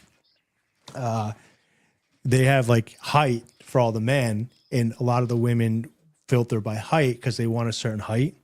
Mm-hmm. And when they shop like putting weight on there or whatever as a metric or whatever, they immediately got shut down. And like, so that was when I learned that statistic that the average American woman, I think they're actually like 5'4", 175 or something. Yeah, it's way too big though. It's crazy. Yeah. And I wonder how much, and that was prior to COVID. So you probably have a lot of people that probably there is like a little resurgence to the left fur. Yeah. Of fitness, it seems like, but I don't know if the ultra big are going for it. I think with Ozempic, there's been kind of maybe some reduction, but I don't know. Well, the food system is also messed up. I gotta figure something out. Yeah, we're talking to a fellow person. Dalton's on the a vivacious, curvy man. We're talking in front of you, but I have weight issues. I'm at a size right now where, like, if you saw me with a woman, it would be one of those. We'd be like, oh, he's rich. Well, no, if you saw me with like a beautiful, trim woman, it'd be, oh, he made a lot of money. Yeah. But as it is, it would be one of those relationships where you go, but yeah, these two very large people, obviously they found, they would be the ones to saddle up with each other. I don't know. I feel like it's often like one skinny person and one big person. Oh, I'm growing up in the South. People size match. Oh, you're probably both big, yeah. Yeah, people size match in the South. Like if you go to a Walmart in Texas, you'll see like two just elephants holding hands with each other. Blocking the aisles. Yeah, and it's like I guess like an anthropological study you could do where you go, oh yeah, I guess like this makes sense that everybody's matching a morbidly obese person would connect with a fellow fat person. Don't get me wrong, we have a lot of that here, but I see, especially in New England, because it's cold, and you'll get like a big burly like dude with a beard, the guy that wears shorts all year round, even though it's snowing or whatever, and they'll have like thin girlfriends. So there is something about, and when you ask those ladies, either they've been together before the weight, or women will say, I like to feel small. So I Right. don't want somebody that's thin. So they don't. Yeah, they it don't is mind weird sometimes as a I- woman having I a am smaller a- man. I am a pog, a fat ass white goy. That. But I watch what I eat pretty well, and I maintain protein, and I'm not eating all that vegan processed stuff or whatever. I'm making homemade stuff. I'm constantly like working and adding protein and all this stuff and lifting. And over like the past, and some of it's metabolism, and I'm getting older or whatever. But over like the past 5 or 6 years, it's like even rice must not be the same. Like the basic foods that you think you're getting as like whole foods Yeah. have to be modified, because I've never had such problems keeping off weight as I do now that I'm weighing and measuring all this stuff and the amount of exercise I do. So I can't imagine. Thing, like your metabolism probably is. Yes and no. Like I think it's partially, I think you're right, and it's the food. And a big part of why I think that is because I'm the complete opposite of you and doing carnivore. And my husband just bought me sodas because I'm too skinny. I cannot keep weight on from only eating meat. I ate sausage and bacon for lunch today. That's all. I didn't eat any other food I didn't no chicken or like something, lean and healthy that you would think. That's what I eat. I ate steak and eggs for dinner and sausage and bacon for lunch. Yep. And I eat butter for fun. And I found the same as you with the vegetables and the starches added in. I can gain weight again pretty quickly. But if I just only eat meat, then I don't. And I think it's partially because of the being devoid of nutrients. You want more and more food because your body feels like you're still missing something. And then also, I think you're right that it's genetically modified in some weird way, whether it's nefarious or on accident. They're mutating the fruits and vegetables to make them grow bigger and stuff. So maybe it's affecting humans as well. Well, I found a place where I can get organic heirloom flour, and it's like $3 more per bag, which isn't that bad because you can make so much bread with it. And it's actually, I'll go to like a Mediterranean store for stuff and then Asian stores, and they are shipping the stuff over, and it's like all wacky packaging or whatever. Yeah, I like to go to the Asian food mart too. But if I make homemade bread in my bread maker with just yeast, water, flour, and this whatever, I'll eat it and I won't be tired or anything afterwards. Right. I'll work out, I'll have energy and what have you. If I buy like whole grain pitas or whatever from the store that's supposed to be healthy or whatever, it's after I eat it, I want to take a nap as soon as I have like half one. It makes me tired too. I can't do it anymore. So there's something in the foods that's not supposed to be there, that's not on the back of the packaging, that's making you feel that way. I went to the Bing Bong market earlier today, and I found this is quite tasty actually. It's Meta Vita is the brand, super oolong tea. Living Meta Vita Loca. Yeah, and it's I guess it's imported from China. It's a bunch of. I like oolong tea. It's supposed to be good for you. None of this shit, but it's really good. And then then I had spicy pork bulgogi for lunch with a little bit of white rice, and then all the kimchi and all that. And then I had a taro milk boba tea. I had a nice. You're basically a samurai. I'm Bushido. Basically a sumo. Yeah, the sumo samurai.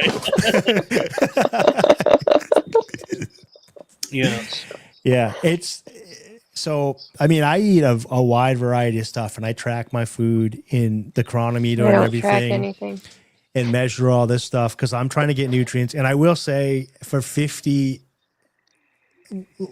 I'm probably doing a lot. Like when I hang out with the people that I hang out with and I'm running trails with and stuff are in their early 30s. And even when I'm at the gym and I'm working out, it's like all the high school kids and then like me. There's not like older people in there, and I'm keeping up with them. So I think some of it is just the fact that I'm like riding bikes, running, hiking, and then lifting that's creating my tiredness. And then I am getting a little bit sloppy with what I eat. Yeah. But if I cut carbs out completely, I can't work out. Like I just get tired. I want to stay in bed all day.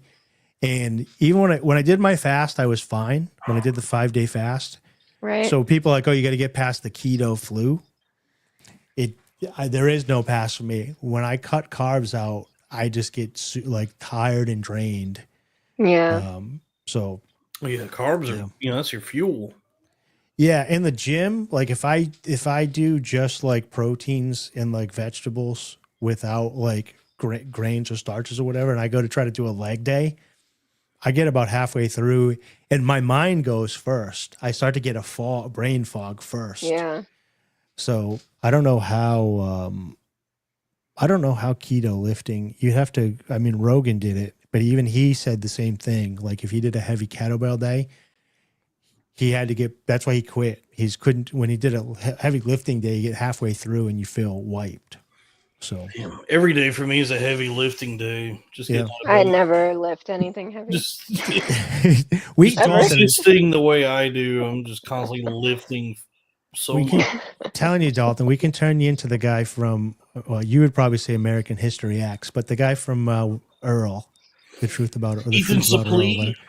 Yeah, dude. Like, because you got to, like, so the thing with being big and corn fed is you have the muscles that are carrying that around. Do you have like your calves jacked? Yeah. Oh yeah. I got So like if you shred it up and just started lifting a little bit, you probably have big corn fed frame. I've done it before. I've yo-yoed so much. Like I'll get fat and then I'll lose it and look nice. And it's like, I can do it. Yeah.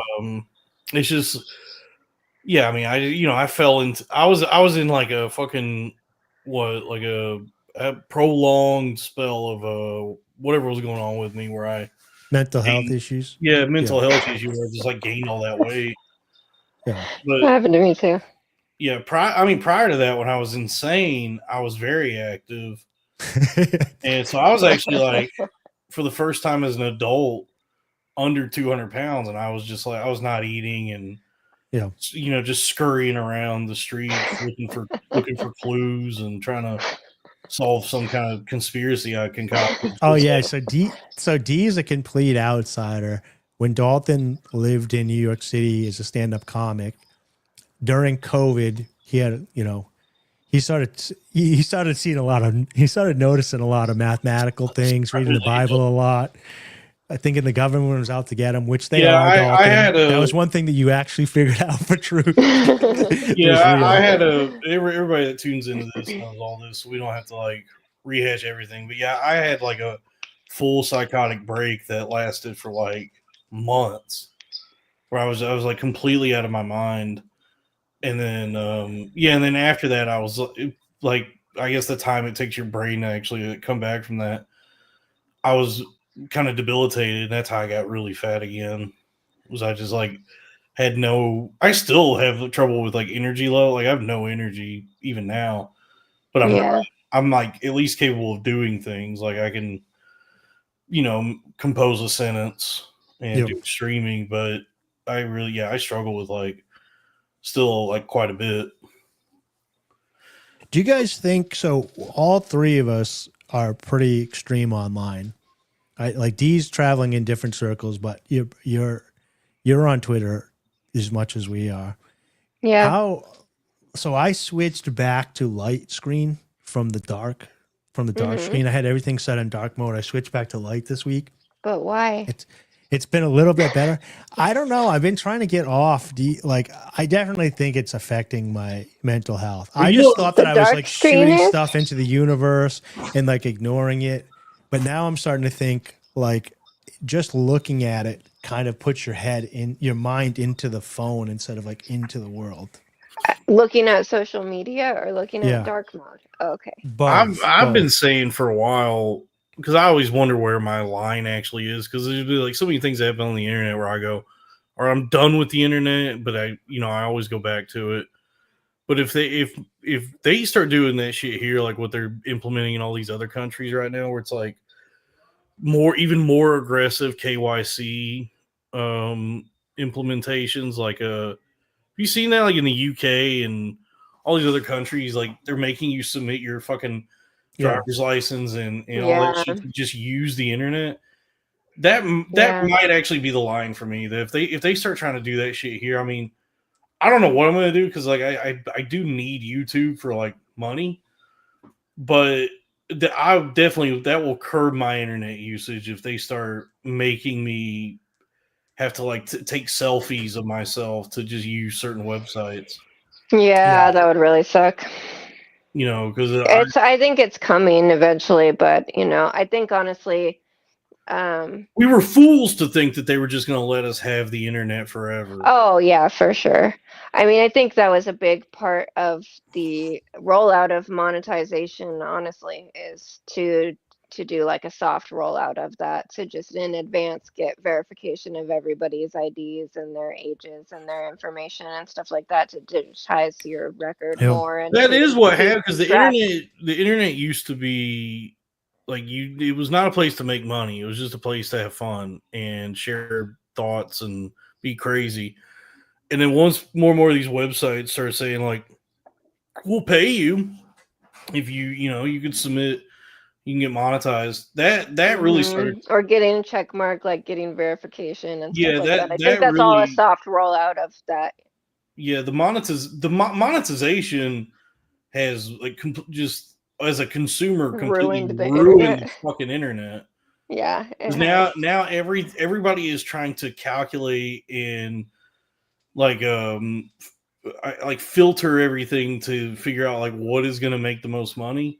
Like if you go on, I saw somebody posted about this today, but something I've noticed lately. If you go on YouTube, like every single fucking thing that gets recommended to you now is just like these video essays, these fucking 2, 3, 4 hour long video essays where it's just like, some dipshit with we're not dipshits here. We're actually, we're good at this, but it's just different versions of like Moist Critical, like that guy, just like monotone people, microphone, and they're just talking. Well, a lot of them are AI too. I've been noticing, especially like when I was sleeping in the puppy room and I only have 2 hours between times I have to wake up. I was putting on those like Sleepless Historian and stuff like that are like 3-hour long videos of boring things about like medieval times or King Arthur's whole entire story or things like that to fall asleep to on purpose. And I started watching a few of them, and then I started kind of branching out because it was recommending me different things because of the algorithm. And then I started noticing some of them were sounding really weird and saying strange, like very woke and politically correct things, like very different from the other guys where they were actually just straight up doing objective history kind of things. And then some of them were weird. And the way that they repeat themselves was very weird. And then I started noticing that on a couple of the channels, whenever it would say Dr. whoever, it would be like Dr. Dave, right? Like it was starting a new sentence. And I'm like, oh, it's because AI is reading this and there's a period after doctor. So then it thinks there's a new sentence. So then I started listening for that and realizing which ones were AI and unsubscribing from all of them because I'm like, these aren't even real people. Like, why am I giving these guys my sleep? It's a view, but I'm sleeping. But I'm like, I don't want to make YouTube think that I'm actually watching them for 3 hours every day when it's like some fucking AI system. It's not even a real person. It's just repeating itself over and over.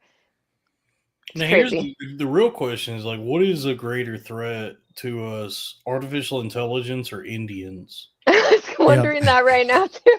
They're probably making those faceless videos. It's my whole Instagram feed is just, you want to know how to make AI? Instagram told me. How do you make AI videos on YouTube? Oh yeah, those I know. I get those a lot and they freak me out. For a while I was actually reposting all the scary ads that I was seeing where I was like, I look real, but I'm AI, blah, blah, blah, because I was like, oh, I don't like that. But Instagram deleted them. I posted them all on my account and they deleted them all and I got suspended for it. Oh, and really? Now I can't sell shirts on Instagram anymore because they knew my accounts were connected.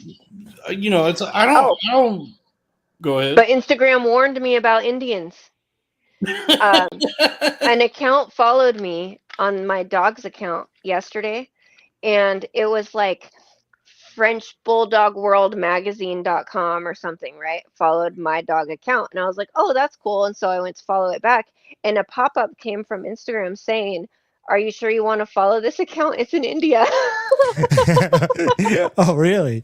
Yeah, I showed my Yeah, husband. I so- was like, why is Instagram telling me they're in India? He's like, it's probably a fake account. Yeah, I guess it's smart, and they got to figure something out. They got to figure something They out. have like 1 million followers. Of course I'm going to follow him back. I don't want him to unfollow me. So it's a catch-22 because, so we were just talking about like them taking all your personal information, which is crazy because with Web3, which is a lot of the stuff that I do, I sign in with my Ledger device for crypto. So all the sites that are on Web3, I don't need a password. I don't need an ID or whatever. I log in with that signature from my wallet and I go on. They know it's me. It can store my data, but no one else can log on unless they have the device. Now they make, everybody's like, oh, you're doing advertisements, but they make other hardware devices for your passwords and stuff, but it's outdated. So the fact that they're going to start asking for IDs and stuff like that, you don't need, like for Twitter especially, if they made it Web3 and we got handheld devices, you could get paid to your handheld device through your wallet anonymously. They don't need any of my personal information or whatever. Right. I can pay them through my wallet as well. I can Yeah, but log that's in. not what they want. And then people can't steal or hack your account as easy either because it's an encrypted thing. Now, I know the average person, that makes it very difficult for them to start like getting into technology. But the technology is there, and it's pretty easy to switch a site like Facebook, Twitter, or whatever over to Web3. But like you said, they don't want that. They want the control of, right. of There's that also stuff. at But the least, technology has been there. there's also at least 2 generations of people that are that's just completely impossible for them. No, Like I understand. If you were to try to like explain to someone, I mean, Dave, I know that you're 50, but you understand this. But I feel like a lot of people in their 50 and up.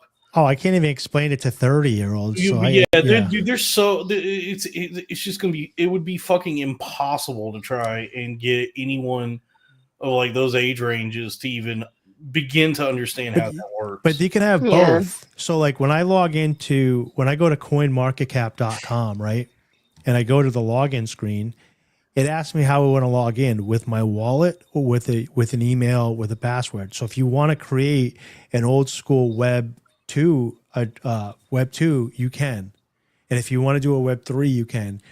But adding the option to log in like that is very easy. They just don't do it because they want control, they want data, they want your IDs. So like if Twitter lets you log in with your a Web 3 device, at the end of the month when you got paid, they could also pay you in Dogecoin or Bitcoin or USDC or whatever it was to those wallets from the paychecks as well, which would be quicker, secure, encrypted, and all that stuff. Why does it keep doing that? $5 from Ambrose Burnside. I'm just super super chatting because D is hot and I want Dalton to thank me for my money and be annoyed. Well, thank you for the money. I was noticing your beard as well. It's looking very luscious today. Yeah. So I've talked about this with people in my real life about being online, and I think it does online or even in the real Adds world. 10 pounds to the beard. No, it makes it difficult for people to see because I can't emote because my emotions are all hidden. So like earlier when you were talking about like the dogs and stuff like that, I did notice that I was making like a sad face, and then I looked at myself in the thing and I was like, oh, there's no sad face though because my face is hidden. So it probably works really well at the poker table, but I think people have difficulty understanding when I'm telling a joke or when I'm being serious because the beard is it hides so much. Yeah. Yeah. I'm due for a trim, but I'm due for a trim. I was supposed to get one at the first of the last month, the first of this month, but I'm trying to get some more length on it because the last couple of times I went and just got very light cleanup, it took like all my work off. Yeah. And I'm trying to get it a little bit. I feel like that too. I got a haircut Yeah. earlier this week and my hair grows so slow. Mine's like, this is out of control right now, especially like what I didn't shower after I went to the gym and went running. I just like changed my shirt. So my beard is like really bad, but typically I would have cut this 2 months ago, like cleaned it up. So it's getting even like worse. Yeah. So, I mean, whatever. People are so used to it here. It's not a big deal, but I do understand like the last person I was dating or the two dates ago when I showed up, she was like, at the end of the date, she was like, I had a good time talking to you, and then the good time at the date, the beard's too much. And I was like, yeah, well, it's not going anywhere, so I guess this isn't going to work out. But at least she was honest with me, and I get that the beard is going to maybe limit your dating prospects because that's like you have like that's like a doomsday prepper. Like that's the beard you have when you are committed to living alone and. It's a pioneer's beard. Yeah, like you just have like buckets of food in your and, I have the whatchamacallit, the televangelist buckets. Yeah, the Jim Baker apocalypse. The Jim Baker 5 gallon. Yeah, when you go into my living room, I don't have a dining room table. I just have those buckets stacked up as legs and chairs with a dining cloth. Yeah, that's how he advertises them. Is he's like, you could use it for more than just a bucket. You could sit on it, just like a dump in it. Yeah, he does. There is a scene where they've made a table out of the 5 gallon buckets with like a piece of plywood on top, and he's like telling people like you could just stack the buckets and put a piece of plywood in a dining room tablecloth on it to make a table to store them. Yeah. Your end of the world table. Yeah, you're actually losing money not getting the Jim Baker bucket on all those tables. You've been buying all. You can't afford not to have the Jim Baker buckets. Oh man, that's funny. It's funny how like Alex Jones was selling those buckets and the water filters and all the supplements or whatever. That's where the money is, dude. 30 years ago. Yeah, and now like every grifter does that. Like Joe Rogan. I mean, you don't hear about Onnit anymore. I think Joe Rogan got sued. Oh, yeah, but Onnit's actually good. Well, I think Onnit used to be good. I think they got sued. I think they're in the middle of a lawsuit. So you'll never hear Joe Rogan actually talk about that. But if you look it up, there's some ongoing case with Onnit. I get all my supplements from a Puerto Rican man in New Jersey via a coffee supplement that he made called Body Brain Coffee. Louis J. Gomez's Body Brain Coffee. Nobody outbodies the brain. Yeah. So, there's a comedian / like podcast studio owner. Do you know who Louis Gomez is? Yeah. Louis J. Gomez. Do you know what Body Brain Coffee is? I don't think so. So he started a coffee line called Body Brain Coffee. You go ahead, Dalton. It's just a great product. It's freeze dry Colombian coffee with adaptogens and nootropics. It's coffee that does something. It's got Tomcat Ali, ashwagandha, L-theanine, and lion's mane. It's 30 sachets is it's $44.50, which when you break that down, that's only $1.50 per cup of coffee. So way less than you pay for your Starbucks each day. So Lewis is a friend of the show. We're looking to get him to sponsor. Let us get the coffee thing. But he does actually have. By the way, why would he sponsor anybody? Like the funny thing is like everybody's giving him free advertising. We were just giving him free advertisements. Like why? Honestly, and I hope that it works out because he did respond to it on Twitter or whatever. He's getting it approved for Amazon, and I said that's what I do. I will manage your Amazon Body Brain Coffee store. Reach out to me, and he did like and respond to those posts that I was putting up there. So we'll see if that comes for. But that would be hilarious if I was the exclusive Amazon seller of Body Brain Coffee for Louis J. Gomez. Oh, that would be cool. This is a bomb. Yeah. This is a bombshell regarding Onnit. The Aubrey Marcus might have a robust early life. So. Yeah. Surprise. Yeah. Did you see that photo of like, it says like the caption that was going around Twitter today was like the worst blunt rotation. It's basically just Joe Rogan, Jordan Peterson, and then like every Jewish brain thought host, like Ben Shapiro, Sam Harris, The intellectual dark web, Peter Thiel, or whoever they all are all at the table with Jordan Peterson. And yeah, it's so crazy to me. Oh, like we keep talking about chat. Darren Bianco, $7.69. Overdue monthly tithings. Also Husk requests. Viagra Boys may make me. Yeah, there's people submitting song requests. Well, those are in all the song requests are in the queue. If we don't get to it tonight, we got a guest here. I'll do them tomorrow. Dee loves music. We can listen to a song and react with Dee. Yeah.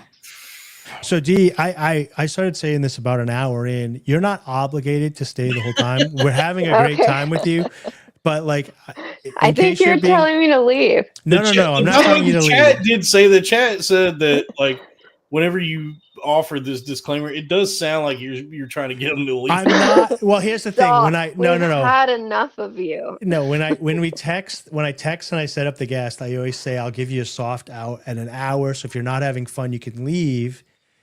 And then I feel I don't want anybody to like feel stuck because it's ridiculous that we do a 4-hour, 5-hour stream. That is pretty long. Yeah. So like, don't feel like we're not going to go that long tonight. Yeah, we love having you. I think everything's going smooth. We're not kicking you out. I'm the bad guy. It's the system works. That's the other thing that I say. I'll give you the soft out, and then if you leave, everybody will say I scared you away, and you don't look like the bad guy. I'm the bad guy. And it's already working because if you look in the chat, everybody's like, Dave, shut up. You're scaring her away. You're being creepy again. What's Dave doing? He's got 0 riz. He's the worst. You've been booking people late for the most part lately. Yeah. But anytime I would book people, like I would just tell them ahead. I'm like, whenever you want, you could just leave immediately if you want. And I would just establish that ahead of time, and like we've had that happen. Early on we had that one girl. She did the OnlyFans girl. When you and Sal were doing it, it was actually me and Drew Flores. Sal was once again not here. Yeah, and it was that girl Mint at Autistic Boobs on Twitter. And she hung out for a while, and then when she was ready to go, she just disappeared. We were just like, "Oh, she's really autistic." Yeah, but she does have big ass titties, so that's cool. You said that was her handle on Twitter? Yeah. She's like she started out. She had a video go viral where it was this very like emphatic something about Star Wars, but obviously the centerpiece was she just had like jiggling breasts. And then, like as time has gone on, she's turned to just like posting full on nude photos of herself. Like now, she's just giving out. She's circling the drain. Free titty. Well, you have to keep ramping up. It's not exciting anymore after a while. Yeah, but then it's like I always wonder, like, well, now I don't need. I just save this to my phone. I don't need to subscribe to anything. Like, yeah. I don't understand who actually pays for porn. Porn's been free on the internet since I was 14 years old. The psychology of OnlyFans and Fansly and all these sites is like you're paying to establish like something that feels like more of a connection with the artist. I guess. I kind of figured this out recently too because I had that mental block, but I didn't. So especially I underestimated the single boomer. So I remember playing poker in Vegas in 2023, and there was an old boomer next to me, nerdy guy with this horseshoe hair, overweight or whatever, playing all day, huge stack of money. He just had a tablet going, and he was just watching TikTok, like 19-year-olds dance, and just looking out in the open, no shame, no nothing, just watching whatever. And I was like, that's kind of ballsy. Like, I don't even like to look at just a normal woman putting a thirst trap up and have somebody catch me, let alone he's just watching them do it or whatever. And then I was like, oh, this is the type of guy that will pay for for an OnlyFans indefinitely, and he's got a lot of money. So once you think that, then the millions of people paying for porn kind of makes sense. I know there is younger people, but most young guys, I think, would just steal it. I don't know. Yeah. Or some of those free porn. The thing is, like, some of those OnlyFans girls are not. They're not quite famous enough or successful enough for there to be leaks. And yeah, so that's true. That's like where you start pulling out the credit card where you go, I have to see this woman. It's like because like normally you would just type in their name plus OnlyFans leaks, and right, and you see would what you find can get it. for free. Yeah. But sometimes they're not quite at that level where you go, well, I get the only way I'm going to be able to see this woman's holes is if I punch in my credit card. Did you guys ever see the Rachel Dolezal one? Oh yeah, she started one. Yeah, but usually those are so funny. The problem with those is not just that she's not particularly attractive, but women who are like famous for something else already who start OnlyFans, what they do on there is just so pedestrian. It's like kind of boring. Yeah. I mean, she's trying to do something, but I was cracking up. Well, you touched on it earlier, Dee, is I think it's like you got a couple of different types of people. So you got the Dolezal, which is like, all right, I don't know how to make money, but I already have the fame. So I'm already at the top. Now I have to monetize it, and nothing's working. So they're like, I'll take my clothes off. Well, yeah, you got her and like what's that bitch? The Bad Baby. Yeah. Or whatever. Well, Bad Baby. Vicky. Cash Vicky.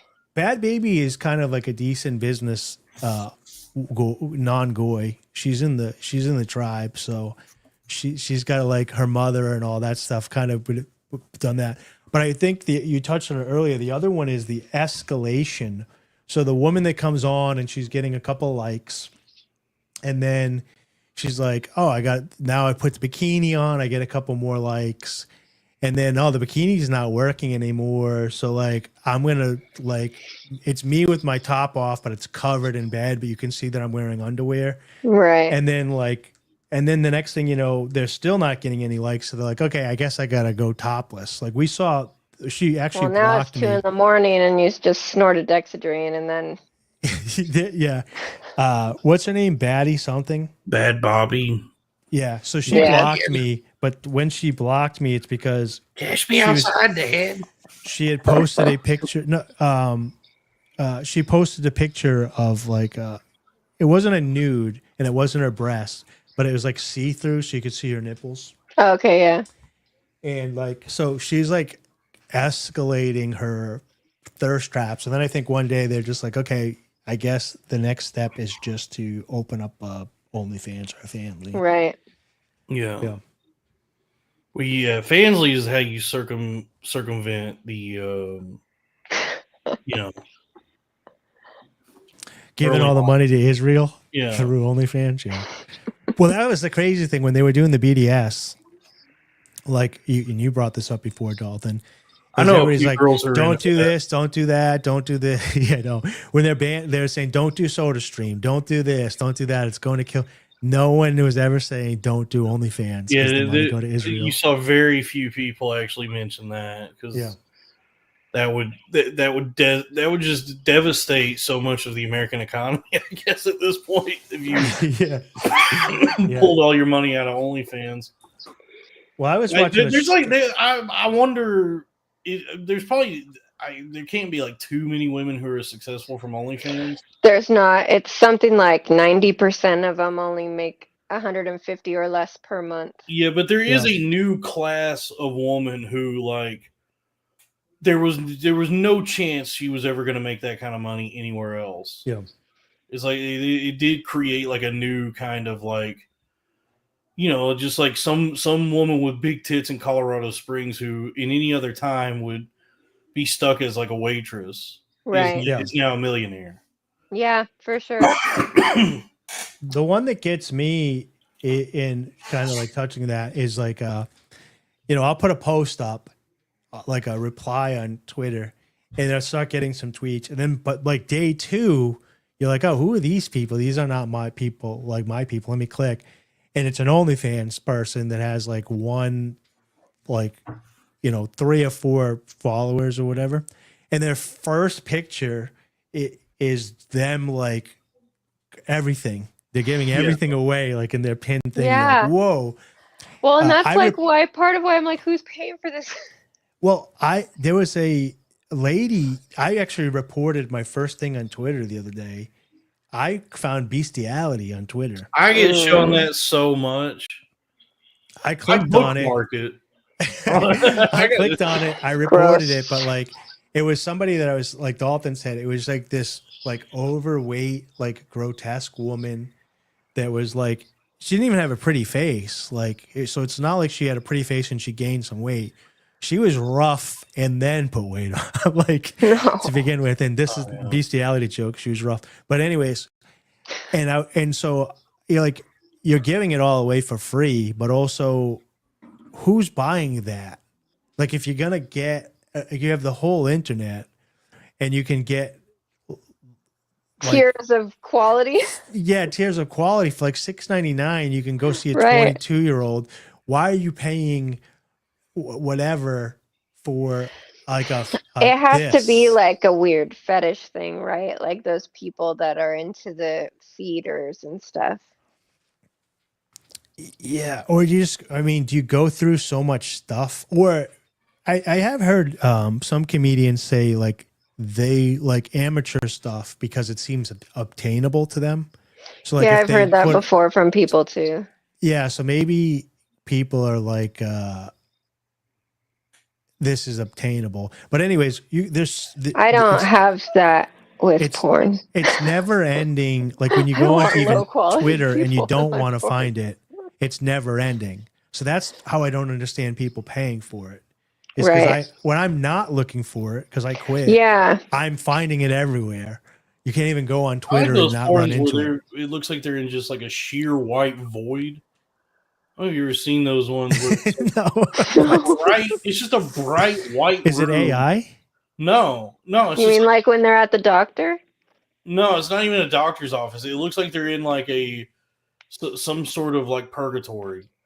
I don't know about that kind. They're in a bright white room where there's like maybe a table or some kind of bed, but the actual setting is like they're in the void.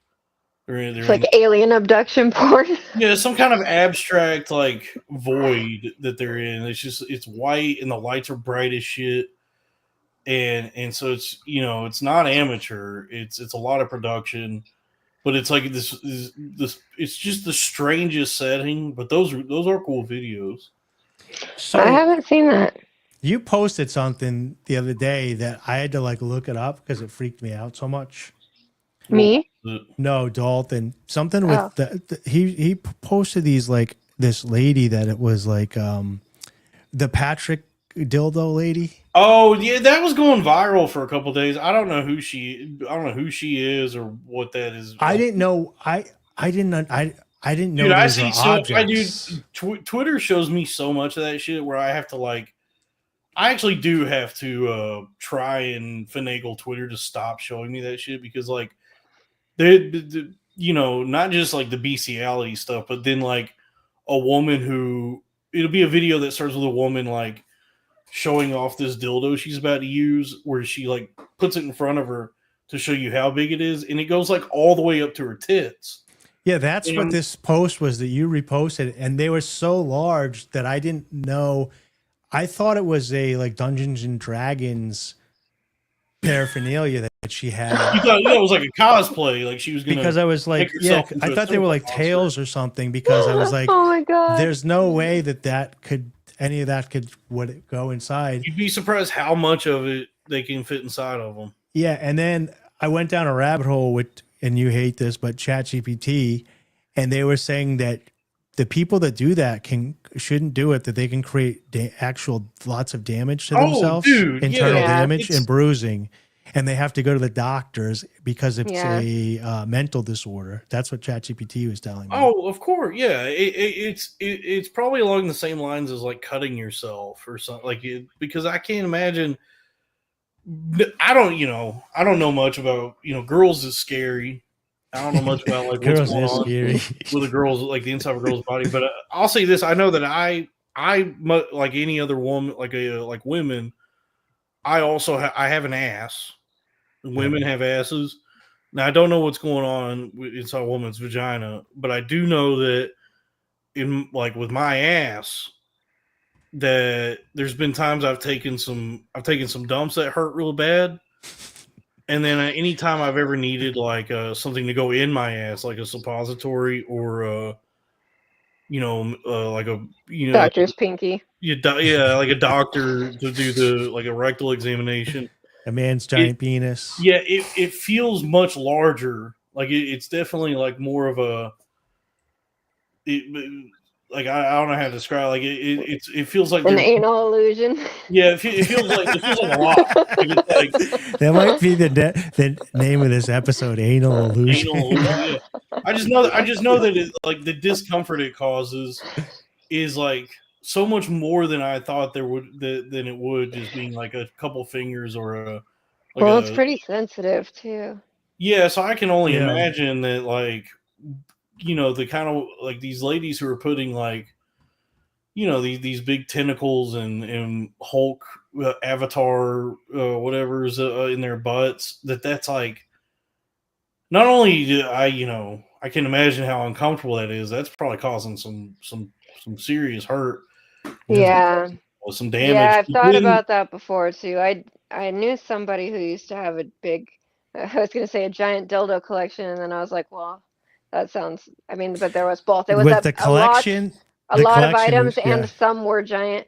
And one of them was like the size of a baby. And I remember thinking, like, how, like, you're not actually gonna use that one, though, right? Like, that's just for the shelf for fun. That's a laugh, right? Nobody really uses a dildo that's like the size of a baby. Some of them do.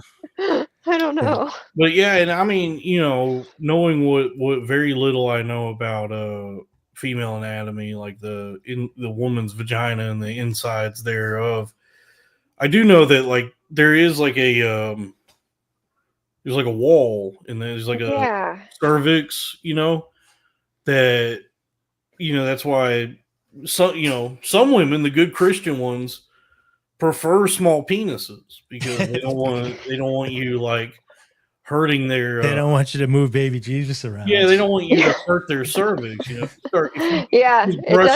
If you just brush against it, that hurts. But then some of these broads they have a penchant for pain, and they want you to actually just like pierce the veil. And just go all the way up into their uterus, I guess. I don't know how that works. That's crazy. Yeah, I don't know either. I feel like those big ass dildos like that, the giant, the ones that look like a guar costume. Yeah, that's what this is. Really I gotta find it on your. I don't think people are. I want to find it on your timeline. Yeah, I can only imagine that those are causing like some kind of perforation where these women just like are always having to go to the doctor and like.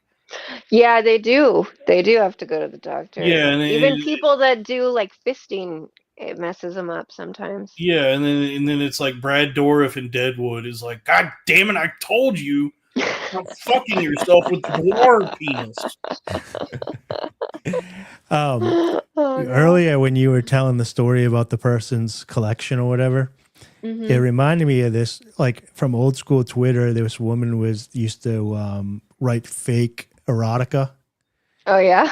But one of them was like, she was writing the fake erotica, and it was like always done jokingly, and she said, and she basically said like, and Mary had a small penis fetish, and to be clear, the fetish was small, the penises were enormous. But it's like written in like an erotica like story, but she's like breaking the fourth wall, and that line always made me die laughing. That's funny. Yeah, here's the post, Dalton. Here, let me put it in the chat. Like I had to like. We show this on YouTube. Yeah, there's no nudity or whatever. I didn't know what they were. I literally thought they were beach. At first, I thought they were beach toys. for sandcastles. And then I saw the thing, and then I thought it was like Pool floaties. Dungeons and Dragons stuff. Then I went into the comments and I was like, oh, this is insanity. Dude. Because look at the size of the woman. Yeah, Can you it's blow all- the it's- Oh photo up? yeah, and there's always like weird cartoon creatures. I don't know. I the guess tiniest my dildos one, are boring. the tiniest women take the biggest penises. This is a joke. There's no way, like, there's no way Yeah, that that's thing in crazy. the middle. She's like- if she's not putting the whole thing up there, she's getting a more of it inside than you would think. But all you I don't like, know. so you see that? Well, like because that, the top of it is too narrow to even feel good, so you'd have to get it in kind of deep. Maybe she's like rubbing it on the outside like a corn on the cob, Bumpy. Oh, I didn't want to do that.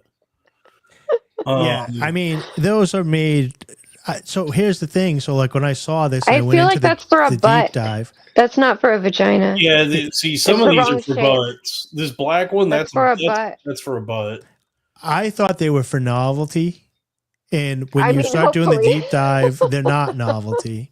There's people that actually hurt themselves using these. Mhm. Yeah. Well, there's people Um, that stick shit like that in their pee hole. Yes. Did They you call see that that thing I posted a sounding. while ago about that woman who had a fucking teacup, like saucer and cup that you drink tea with in her pee hole? It was in her Dude. bladder, it's hurting and my it stomach. became a kidney stone. I don't And she would like didn't tell the doctors what it was. She was like, My "Oh, I palms think are I have a sweating. kidney stone." And they got it out and they cracked it open, and there was a fucking teacup inside. Oh, Wait. yeah, How did you get a teacup inside of your urethra? That's not even your pussy. That's your pee hole. I've heard. How do you do that? I've heard Zach Amico. He's like a clown / stand-up comedian that does like wrestling and stuff, like he's real the guy- wrestling. he's like the Violator from Spawn. Yeah, he's done like hanging where they hang you from your flesh and stuff like that, I and used being to to wanna those do that. shows and like cutting and all this stuff. But he was taught, and he has a Prince Albert piercing, through his penis or whatever. If you're not familiar Yeah. with piercing, but he was talking one episode about sounding, and Yeah. sounding is what you were talking about, Right. for Sounding. men. It's for women too, yeah. Oh yeah, I never thought about it for a I female. just didn't know people would know what it is. So yeah. So sounding. so when you first hear about it, you're like, We know all about why that would that here. feel good? They're just basically putting tubes into the end of their penis. And so when he talked about it, though, he was saying the people that he talked about is they're doing it because they just want to see if they can do it. And then once you start doing it, it becomes like addictive, because you're like, I can't believe I'm doing this. Like, Yeah, I look at guess. that. I don't know. I talked to we had a You're like, my body is amazing. Shoving things in your pee hole. yeah. It sounds like it hurt my. That's not what it's for. I'm sweating. Not what it's Yeah, for. it's making my stomach It's hurt. making me like. I'm having like my the same legs. reaction to like when you watch those videos of Russian guys running across the tops of skyscrapers. Oh, Oh, dude, yeah. those are really bad. Yeah, I don't like to they see die that. all the time, too. They do. I've seen videos of them falling off. But dude, if you want So the best scary. of both worlds, I saw one because like Twitter just like throws rotten.com shit at you without you Yeah. looking for it. Dude, I saw one where this guy, it was like CCTV footage or somebody was filming at the ground level where this guy fell and he landed on top of a bollard, like one of those poles that come out of the ground, and it just went all the way up his ass. Like he I think obviously, I saw that one. yeah. So it's like obviously it killed him. Yeah. But Yeah. you're just watching a guy like get impaled ass first on one of these metal pole. It was I don't like that stuff. It was so The only No, ones- I don't either. The only ones I like is when they set up the bike for the thieves so that the rod shoots up out of the seat. So That's they great. steal the bike and then they hit a button and a rod shoots up into their butt. Oh my god. That Yeah. one I like. But besides that, even those rods are tiny, though. Yeah, that's the. Oh, I guess I don't care didn't for that. read this. $2 from Ambrose. I love Dee's laugh. Is she happily I married? am. She unfortunately, yes, she is. Yeah, I said early on Unfortunately. in the chat to be respectful. We have a lovely married lady here today. We had a months and months ago. I forget how long ago it was. Me and Sal. I think it was me and Sal, or it was on this channel. We had a trans porn star on here, Jamie Castles, and she was telling us she'd be doing that sound and stuff. And she said that. But like, oh wait, I don't. Because she has a penis. She has a penis. Okay, That's what I was just gonna say. say. Like, She you're still has not her penis ruining and your testicles. surgery, right? Like that. No. Silly. She's one of these good trans broads who has kept the penis and just has big titties now. Okay. And but yeah, she was saying that she described. I forget. She said she likes the way it feels. Like it feels like, I guess, getting fucked, but inside your pee hole. So this is what I'm thinking, right? Like And I docking? brought this up on the I brought this up on the show before. This is, if it feels like this, I could kind of get it. Have you ever, like, when you lost a tooth, or when you remember that you ever take a dumb lollipop, or like a lollipop, and you put it in your mouth and you kind of spin it and it rubs on the top of your mouth, Mm-hmm. and it feels bad, but it feels good. There's just Yeah. no way It's it like feels like that. It's like annoying. It's like an annoying feeling, but it's like you kind of want to keep doing it. Like, so you keep poking at like that sore on your mouth or whatever. And you're Yeah. like, why am Yeah, I doing like this? when It's your pain, tooth but it's Probably good. say push it it does in. not feel like a I think it lollipop. probably feels like that. No, like it's a bad feeling, but it's like a relief at the same time. Yeah. Yeah. I mean, it's like, it's one of the one of the motivators for like not having unprotected sex is like, yeah, I don't want to have to get, I don't want to get something where I have to go get the pee hole test. Yeah. They don't do that anymore. It's I one of those heard. things that like wards you away from even having regular unprotected sex, because you don't want your commanding officer to have to send you to the medical tent to get a pee hole test when you're in Vietnam. I heard they don't. Yeah, I've do never that had anymore. a pee hole test. That's good. Well, that's how they. I don't. Maybe they did. I know they like talking to like my dad's a veteran, and like just seeing it in movies that was how they used to test for certain STDs. Was they would have to like run a little Q-tip, like a long Q-tip up your pee hole, Mm-hmm. and even before that, like in the 20s, and I only know this from Boardwalk Empire, but they had like this hook contraption that was almost like a metal catheter that they would use, and so it looks extremely uncomfortable, but pretty painful. So like just the thought of having to get that test done would be like, yeah, I guess I'll wear a condom. It's like you'll deny yourself the pleasures of raw sex, just so you don't run the risk of having to get the pee hole test. Yeah, so I've had that done before, by the way. Teacups and saucers up there. Yeah, and there's people out there who willingly, like, what they enjoy is the pee hole test. So when I was, and they're like, doctor, I think I might have gonorrhea. When I was living in Salvo Regina, so this was 94, 90. So in 1996, I was living in Salvo Regina, and this is back when they scared you into thinking that straight people could get STDs. Right. Back when I used to think you could get STDs as a straight person. Before I knew the truth, I believed the propaganda. And I went to a party, went drinking, and I hooked up with this, like, I'm sure she's a lovely lady now, but at the time I was worried about her.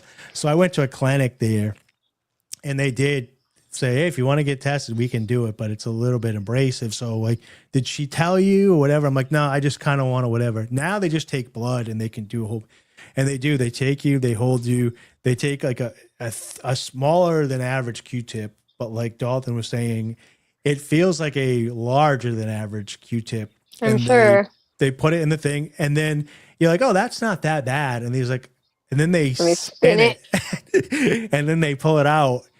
And then like you just wait and panic, and then you don't have anything. And you're like, why did I go through all that? That was the one and only time that I ever did it. And then I just found out that it's like impossible for you to get anything major, like anything like gonorrhea and stuff like that, you're going to feel. And then all the other ones you have to do like drugs or like gay promiscuous anal sex to get, so you don't even have to worry about them. I gotta get tested.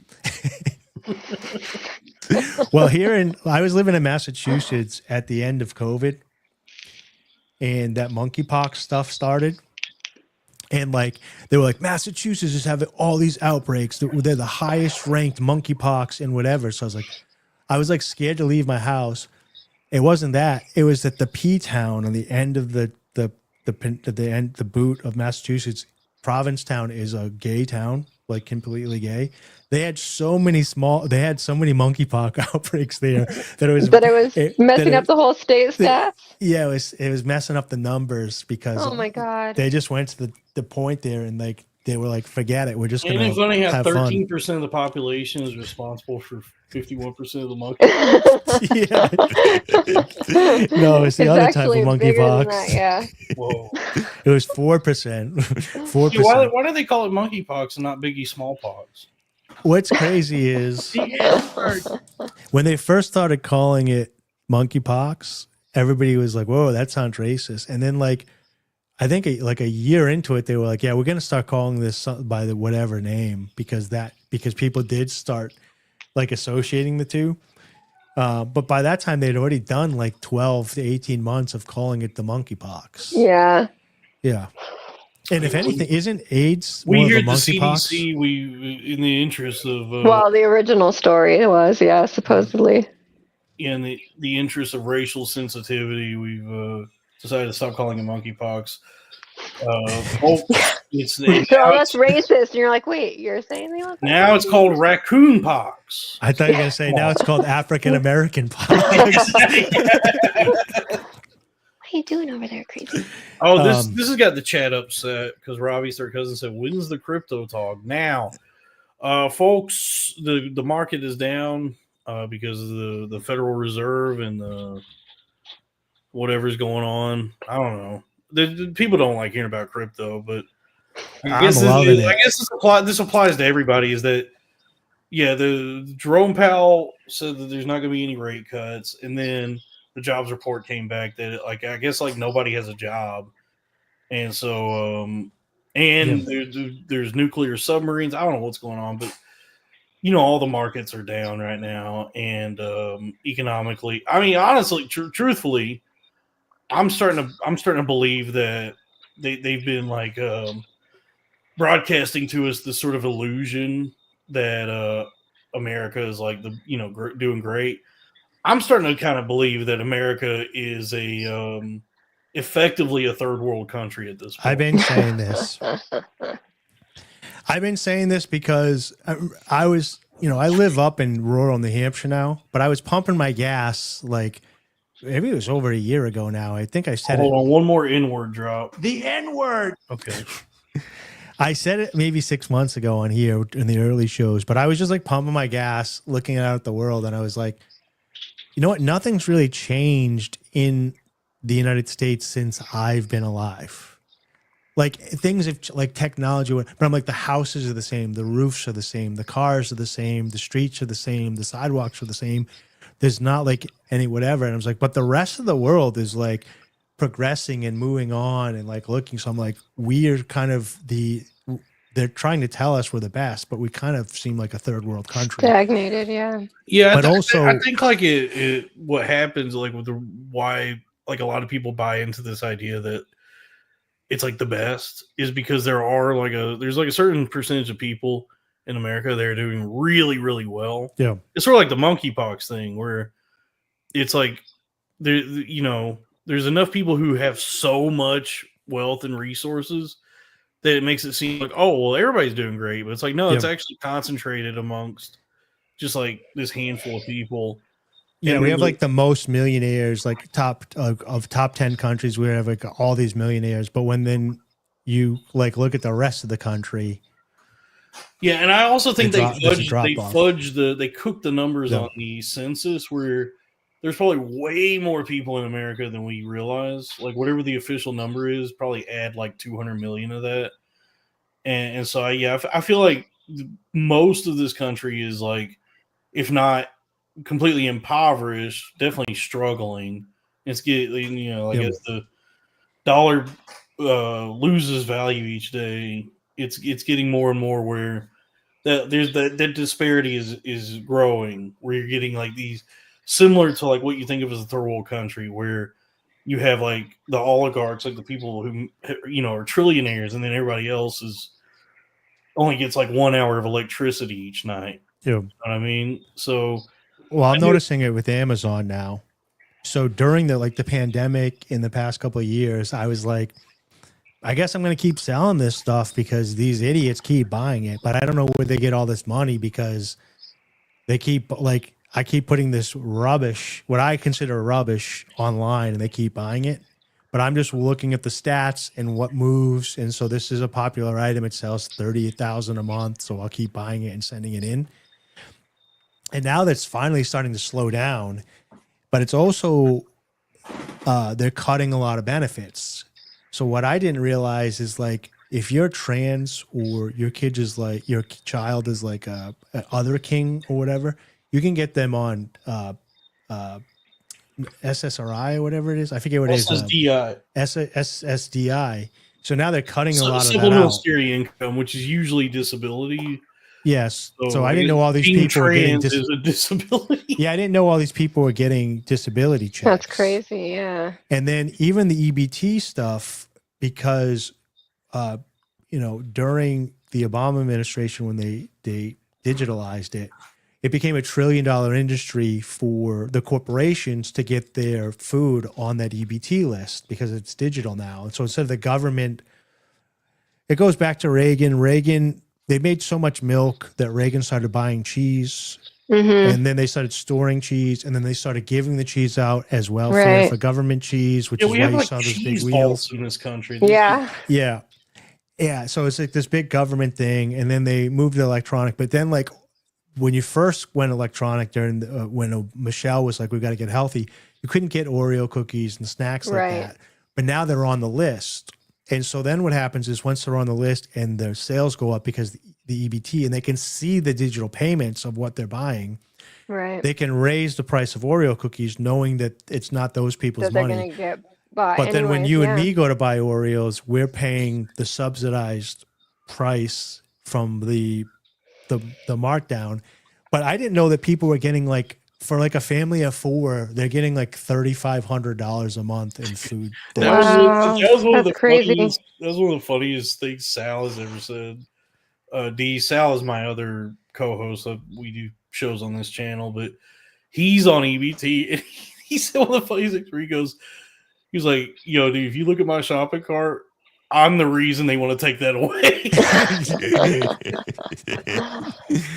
Yeah. Yeah. I don't know how to get on all that stuff. It's a pain. Like, all the thing about, like, the government will provide you like whatever these programs are. They make it unbelievably difficult to get any, like, because I got fired like from my job a month ago, and fortunately I have, like, you know, I have streams of income. Right. But I've been every millionaire has 7 streams of income. Yeah, I got multiple You're no different. streams of income. Yeah. But like, I was like looking into unemployment insurance and like trying to collect unemployment, and it's they've got it where it's just such a big pain in the ass that they want you to just throw your hands up and be like, "Fuck it, I'll just get a job. I'll go ahead and just get a job. And I won't even try to get this money that I like paid for. Like every fucking paycheck I got was paying into unemployment insurance. Yeah, but they have it just like set up in such a way where it's like such a hassle that they try to dissuade you from even trying to get it. So, but that's with all those programs. Like it's like a job in itself. Like, you have to be willing to like wait in lines and call phone numbers and fill out all this paperwork.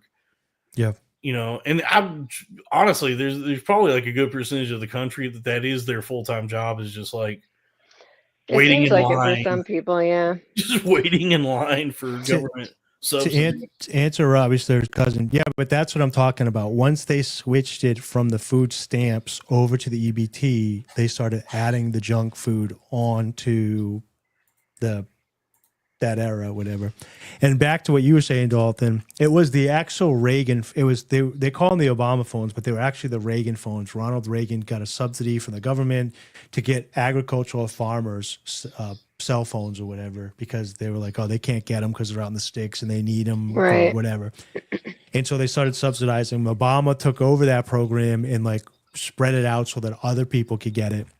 But every 2 years, right before the elections, I lived like in a city outside of Providence. If you went to near any of the city halls or whatever, they would have these yellow like kiosks, and there would be a line out there all day.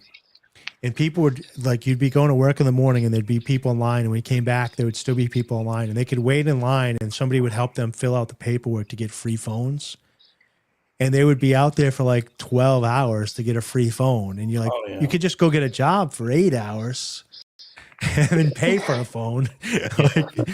That was probably one of the It was like reasons. clockwork though. Every election, every 2 years for the election, they would like have these big yellow tents with these phones out in front of the thing. And they had to set them up across the street and then off the sidewalk. But it was always near like these city buildings, but they couldn't be on city land.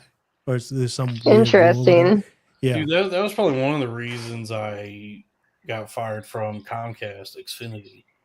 Not just because I was maybe a bad salesman, I guess, but like their main push now is that Xfinity Mobile, which, by the way, now that I don't work there, I can confidently say to everybody, do not get that shit. It sucks. But that was like the main focus was like every phone call, try and get these people to sign up for this fucking cell phone service. But like I was talking, they had me in the fucking poor people department. So like the people that were calling didn't have any money anyway. And so like I couldn't compete with those.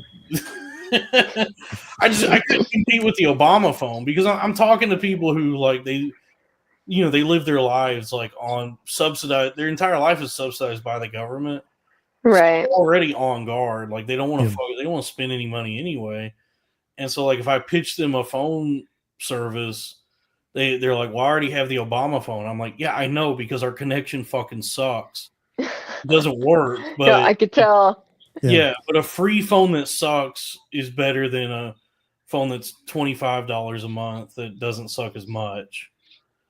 So I never knew how to like they say like when you get a rejection in sales, you have to be able to push back on it. But I was like, I don't know how to compete with free. Like I can just tell you a better service, but it costs money. And they go, well, I don't want to spend money.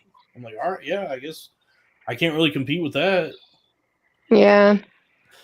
Yeah, that would make it hard. Can you pull up this video that I just put? Damn thing. What is this? So this guy is just kind of like explaining thought process and how a lot of people don't actually have a thought process, but they have a conditioning. So they're not actually thinking, they're following built-in conditioning. Not like us. We all took the red pill here. Which, yeah. By the way, I guess I hadn't seen it in a while, or I never noticed this. I recently, I was on Tubi because I don't want to spend money. And I was watching Total Recall, the Paul Verhoeven Total Recall, the one in 1990, not the one with Colin Farrell. Arnold Schwarzenegger, yeah. There's a red pill in Total Recall. This is the same thing. Like there's a scene in the movie where one of the guys is like, you need to take this pill to wake up from this. And Schwarzenegger's like, oh, and he doesn't want to take it. Yeah. But there's also a red pill in Total Recall. That's where that's the first red pill. But anyway, Alice in Wonderland has the cookies. Yeah, I mean, it's not a new idea.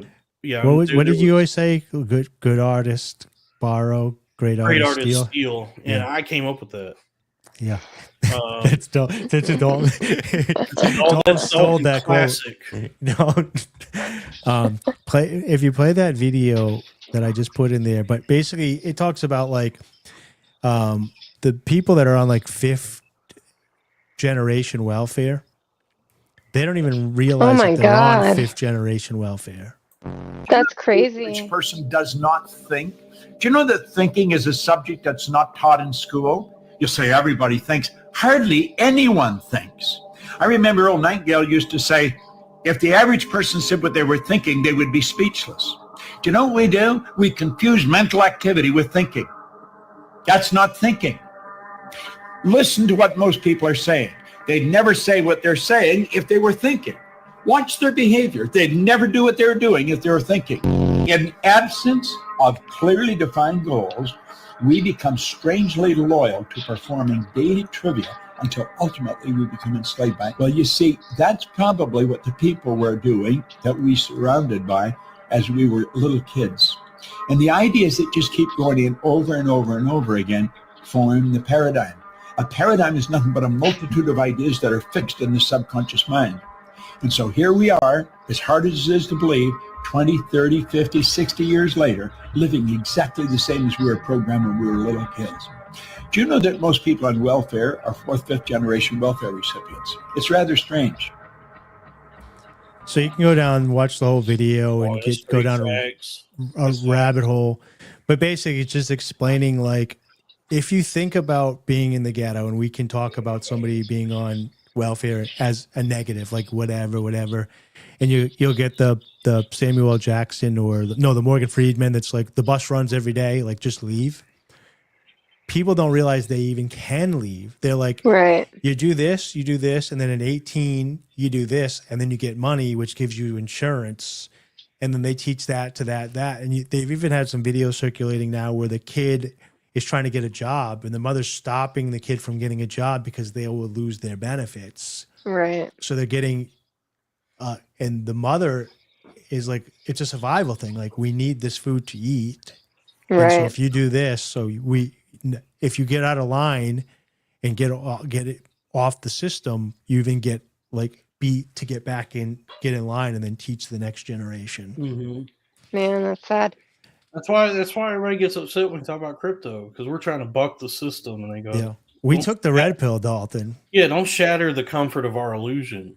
Yeah, don't invest in SPX 6900. Don't buy fart coin. Yes, if we can. When we're on our fart yachts, you guys. Yeah. Don't buy, what's one I'm in? Bonkio is one I'm in on now. I've been shorting ETH for a couple days now. Oh, you really are gonna piss everyone off. I'm just gonna say, like, I've been losing a lot of sleep, but I'm making money. I'm in a leverage play where I'm shorting ETH, so I keep waking up like every couple of hours, and I have to look at my phone. And I'm like, okay, it's still down, and then I can go back to bed. Well, I'm afraid that it's gonna like shoot up, and I'm gonna get liquid. You keep saying this shit where you're like, you're talking about how like all y'all bought into this idea of holding, and it's like, yeah, because people want to be able to go to bed at night. Like, they don't want to open up fucking leverage positions and just fucking stare at charts all day. Dude, yeah. I opened a leverage long when ETH went all the way up and made months worth of money. And now I'm in a short, and I have not really been sleeping. You can pretty much see. But if I could do this for a year and a half and not kill myself, I might be able to get out of the matrix, dude. But like, I've been in a short. I made 44% of my money over the past 3 days on a leveraged short on ETH. So now I'm up enough that like, I'm probably not going to get wiped out when I go to bed. Yeah. But it's all consuming. Like, I can't stop thinking about it. So I can't, like, when I'm on my bike, when I'm at my gym, all I'm thinking about is, if the price is going up right now, I'm losing hundreds. I'm shedding hundreds of dollars. Wait, Dee, are you tired? Oh, a little bit. Okay. I'm listening to the puppies, really. They're waking up and doing things behind me. So, Tiffany, thank you. I think that Dee is a great guest. I was going to leave at 10 anyways. It's like 10 till. Can you show us the puppies before you go? See these puppies. Yeah. He means your breasts. Oh, nice. I like to objectify women here. Here, is this way better or on the ground? Oh wow! No, this is better. This is actually puppy better. cam. This is better than boobs. Yeah. Puppy Dogs. cam. This is awesome. Dude, look at this. Put it full screen. Put the puppy cam on full screen. Dude, yeah, let's get the puppy cam going. How do I do that? I don't know how to, hold on. What are you doing, guys? Oh, here it is. Solo. There we go. Look at the puppies. Puppy cam. Look who's a good boy.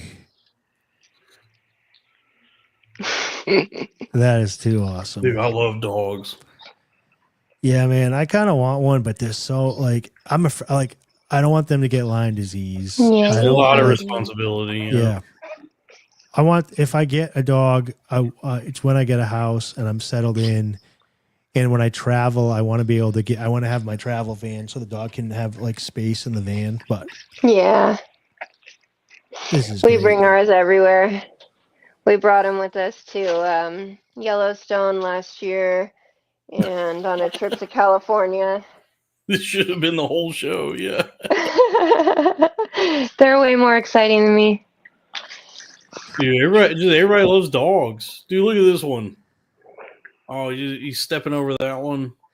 I'm telling you, you could just put a camera like this on YouTube, live stream, and walk away. Oh, this is. And I bet you people would super chat just so other people could read their Look at this super one chats, and you'd just be biting printing money. This one's biting the cage. Yeah, they're teething right now. That's Roxy right here. Roxy, this is Buddy. This is Bianca. Oh man, There's Barry White. Big old Barry. Bear. Oh, Who's in the back? Who's the solo in the back? That used to be the tiniest girl. Her name's Betty Sue.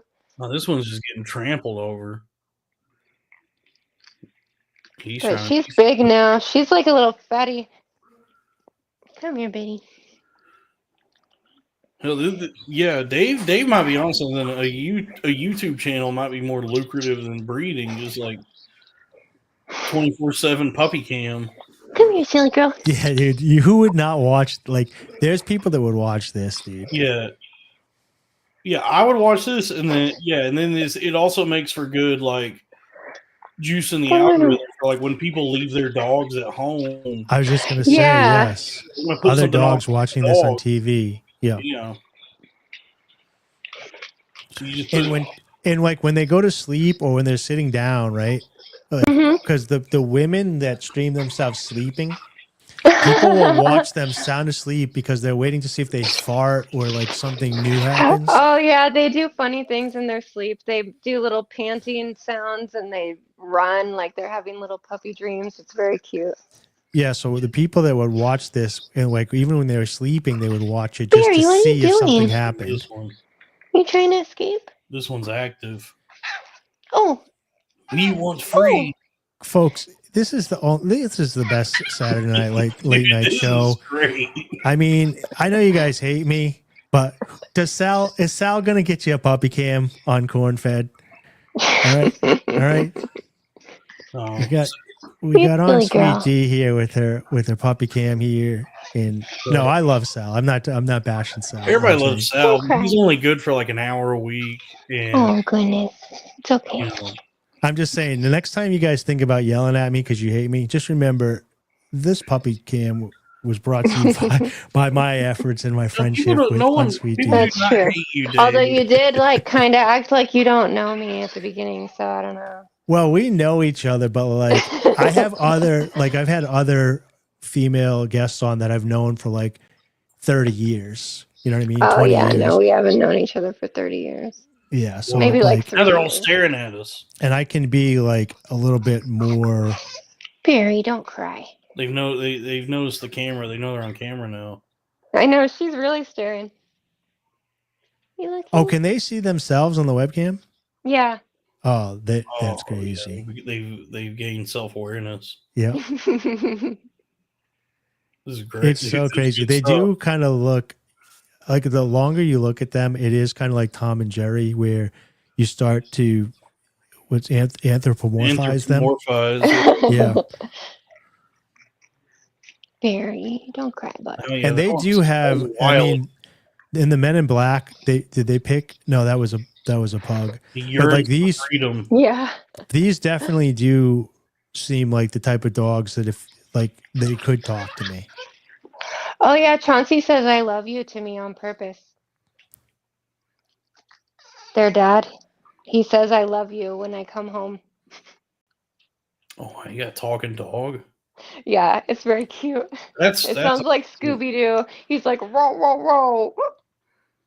Oh, I got their attention. Barry White just woke right up. Yeah. Yeah, Barry's a big boy. Yeah, like when you look at their face long enough and you see them like awareness and they're looking around or whatever, if they just started speaking English, it wouldn't even surprise you. Like it looks like they're going to start talking any second. They're really funny.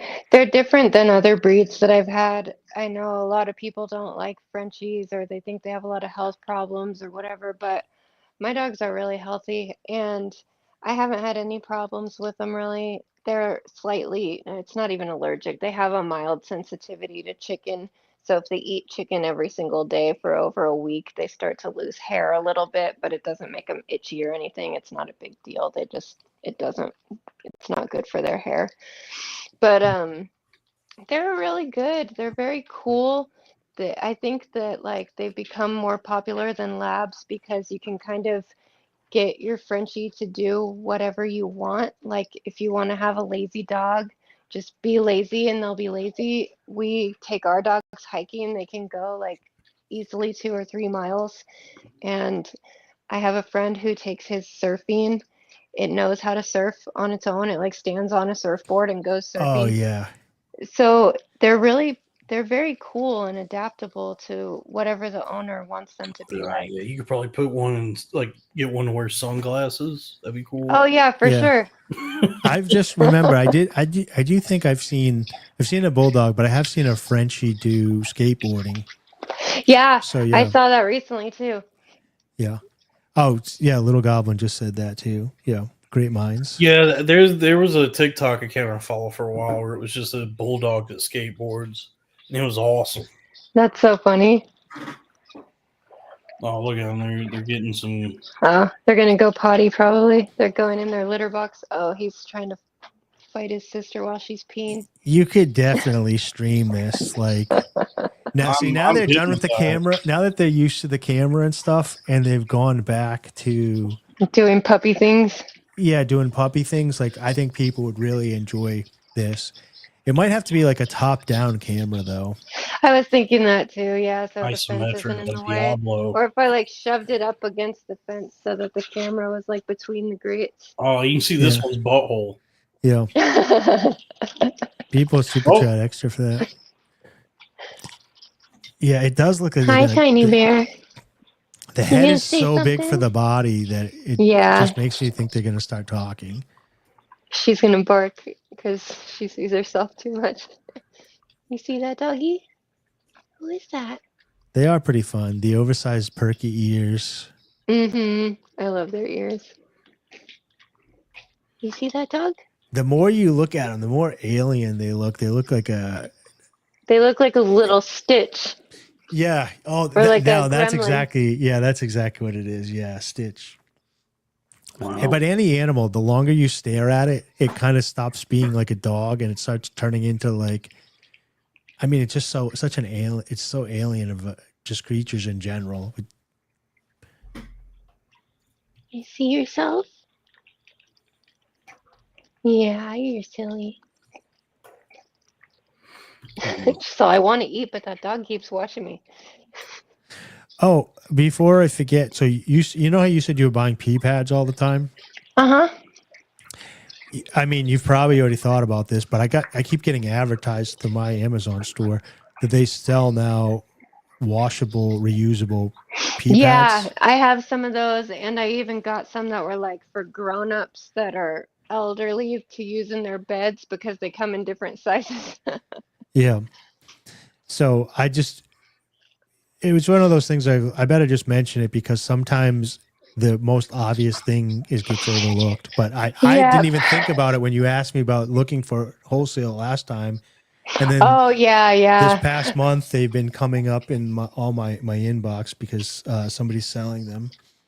Yeah, I use washable kind and the throwaway kind for different things. It just depends on what we're doing. And also at certain ages, like at this age, they tear up the throwaway kind. And if they eat it, they can get really sick Yeah. because it gets twisted around their intestines and they get Ugh. impaction and stuff like that. It's a nightmare. See, I told you were going to do great, Dee, on here. I mean, the chat's loving this. So I saw people say this made my literal week. Yeah. Oh, good. People saying, "Give me free dog." That dog's got a great ass.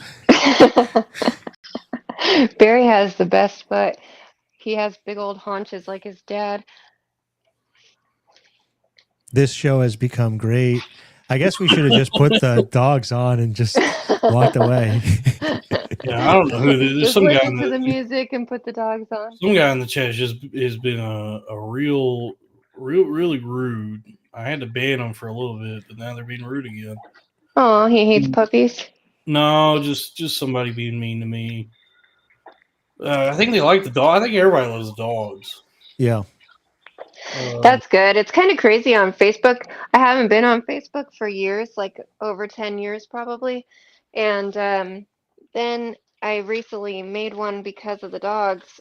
And people are crazy on Facebook. I thought people were crazy on Twitter. Facebook is nuts. Oh yeah, no. Facebook is a wasteland now. It's a bunch of wackos, and I get a ton of porn DMs on Facebook. It's crazy. Sorry about that. Quit adding me to groups, Dalton. I don't want to see your pussy anymore. Wow. Yeah, 2015, I got kicked off of Facebook, and then about like 4 or 5 months ago, I got a Facebook account for a business reason. New email, new everything. But I used a new profile picture. Within 48 hours, they took me down. No, they knew it was you. And then I appealed it, and they said that I'd been removed from Facebook and I wasn't allowed to come back, and I came back.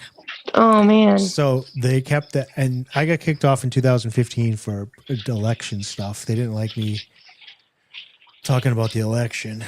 That was back when they used to like really like get rid of people. You know what? Right.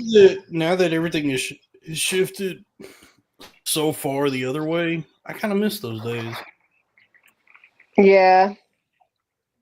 I kind of miss woke America. I just like I the just wish it recent would South all Park, go you away. feeling like Cartman. Well, yeah. So what am I supposed to do now? Honestly, a little bit, yeah. Where it's nice to have like at least some balance. Oh, hold on, we got another N-word drop request from Dan Mullen. The N-word.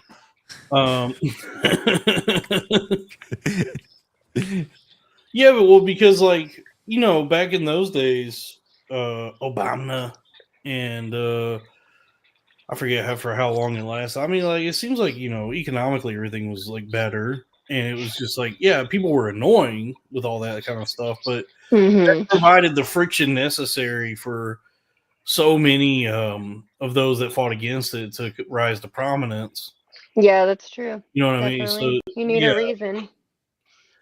Yeah, it's like those there's like those Batman stories where it's like, what if the Joker killed Batman, or what if Batman killed the Joker, and then they sink into this deep depression when they've lost the other. Yeah. And so it's like that's kind of what's happening now, where it's like, yeah, you have like unfettered Nick Fuentes and Tucker Carlson, all these voices. Everybody can say and do whatever they want now, and everybody's extremely depressed. We've lost our like meaning, which is when there's no libs left to own, we can own the libs. Well, I just hate the whole government, so it's fine. It doesn't matter who's in office. I same always for have me. the drive to hate. So like the only thing that happened to me this week, it was a ride because obviously Sydney Sweeney's attractive. She's objectively hot or whatever. She's not my Her type. body is, but her face is weird. Yeah, she's just. I love it when a woman looks kind of dim-witted. She looks like that's my problem. She looks like she's actually a little bit retarded. Well, when she did the gene things and the people on the left, I mean, and it's not even people in the real world. It's just like Twitter's freaking out. Right. I was like, okay, I kind of like her. And then I was like, this is cool. But then when everybody on the right started posting the gene photos, I was like, okay, now you're making me hate it again because you guys have gone being so retarded on the right. And then she did the shoot. They brought up the shooting video. And so I'm like, okay, she's pretty hot when she's shooting. I like women when they do stuff, when they're good at things. And I mean, she's not great at that shooting thing. She hits all the targets, but either way, but it's like their sides are still polarized, and they're polarized enough that like everybody on the right was making a fool out of themselves, in my opinion, with the gene stuff that they don't even care about, giving free advertising to a gene company they didn't even care about a couple of days earlier. To the point where I'm like, okay, I hate all you again. So if you just hate everybody, you never lose, you know? Dude, the worst part about it was like everybody started sharing that Brooke Shields commercial, that Calvin Klein one. And I didn't know anything about that. So the first time I saw it, I was like, wow, this is like really hot. And then it's like, oh no, she was 14. And I was like, well, stop sharing this. Stop showing me. Oh yeah. 14. That's one thing about the right.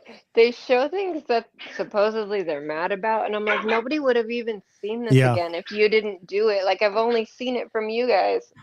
Yeah, they like just... the Dylan Mulvaney thing got shared a million times, only from people on the right. I would never have saw Dylan Mulvaney with Bud Lights had you not shared it. For sure. Me too. Yeah, well, that goes back. Like, everything is monetized now, so it's like all of it. That's why people get annoyed with me when I like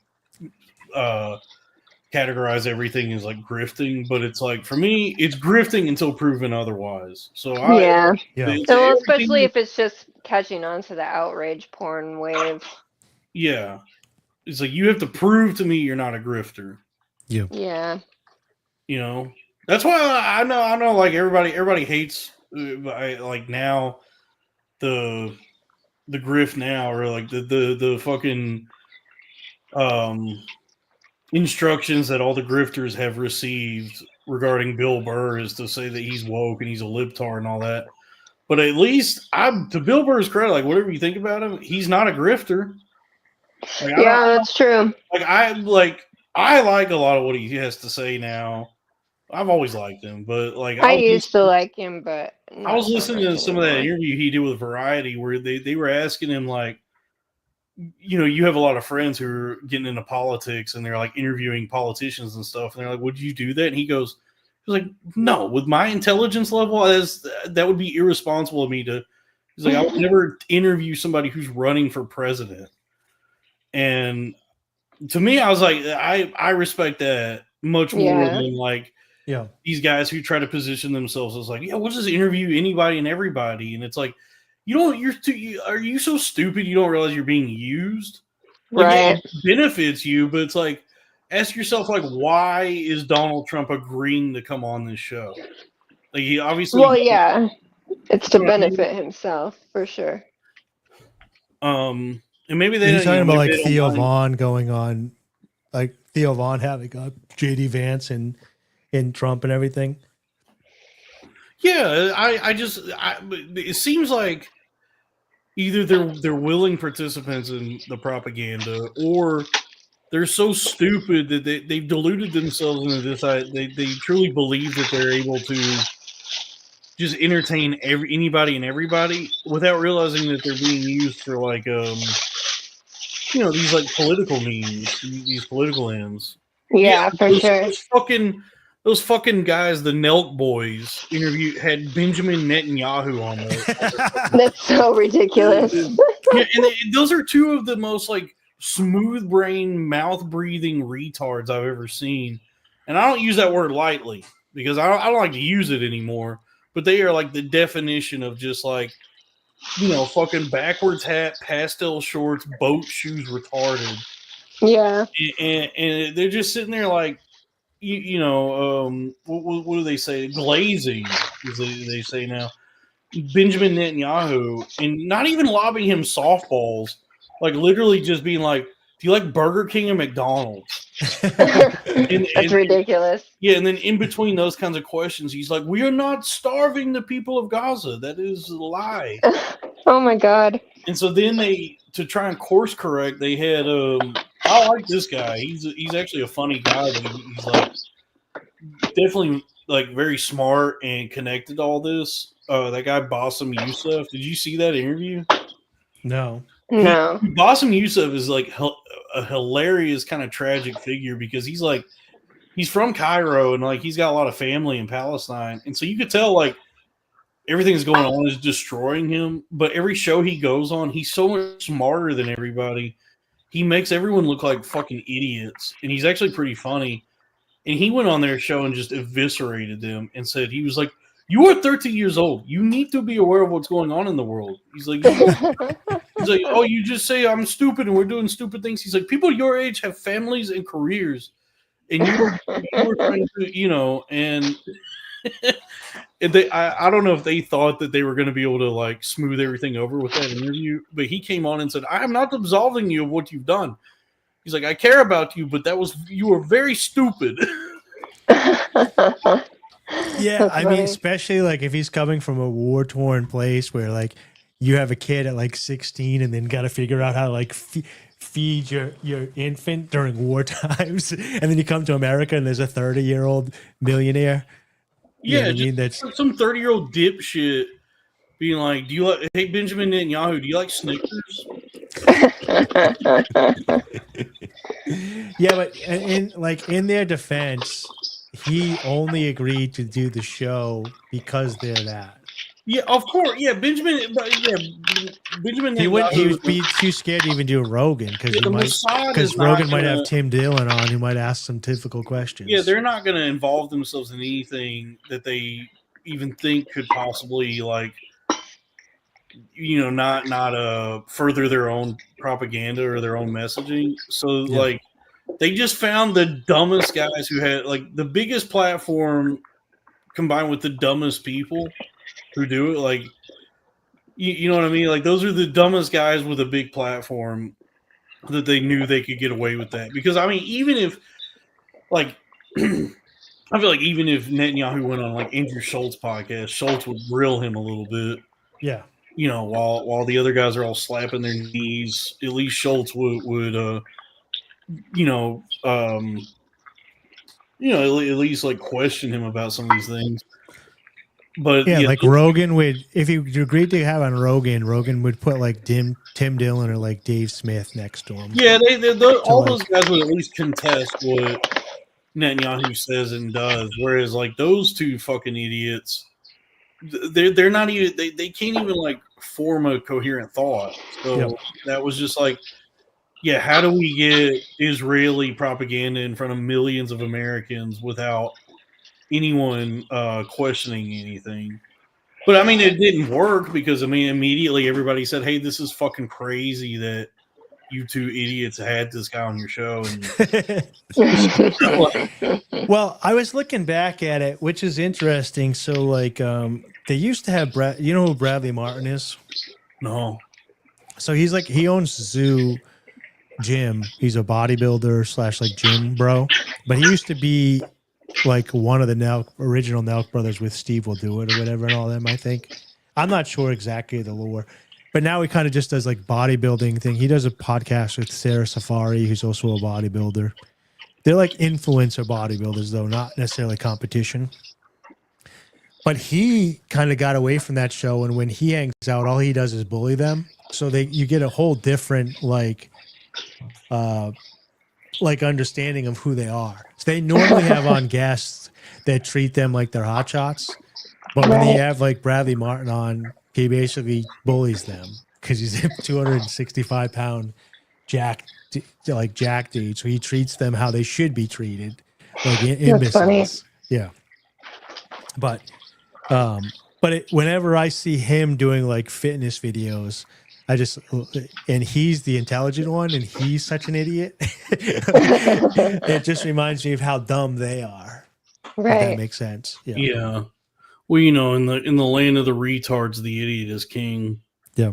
I actually like Bradley Martin. Tom Waits who said that. he was on Matan, and Matan was like, trying to catch him in a gotcha, and he's basically like, so if I try to get into your gym for free, would you let me? And he's like, no. And he's like, well, what if I said that your gym 3,000 years ago, your gym was put on the land that I owned and stuff like that? So he's like doing Israel questions or whatever. Right.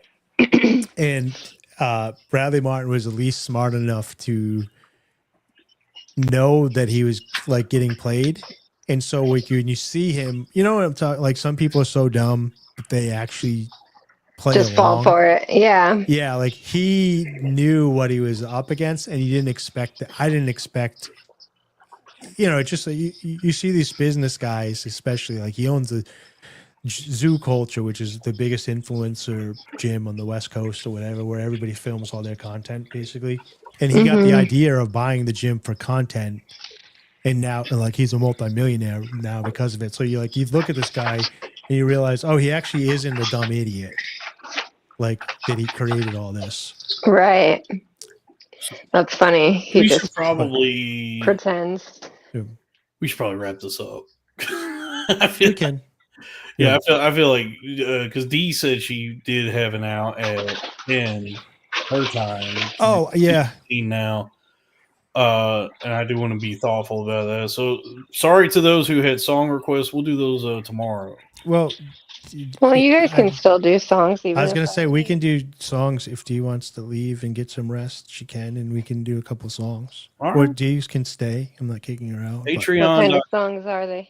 We don't know. Well, people request songs here and there. We just play them on YouTube, and then I can't get ad money. But this is In the Jailhouse Now from the from the old brother. Where are they? Who Let the Dogs Out? And then a song by the Viagra Boys, Man Made Me. I like that band. So, patreon.com/cornfed with Dalton-Pruitt. I'm going to upload a new Patreon either within the next day or two. Those are the plugs. Patreon. Please subscribe to Patreon. And the Patreon for the Crowder Boys. Please subscribe to that. So fucking Robbie will actually watch another Ernest movie. Patreon.com/the Crowder Boys. All right. Well, I guess we'll do Cornfed Radio then.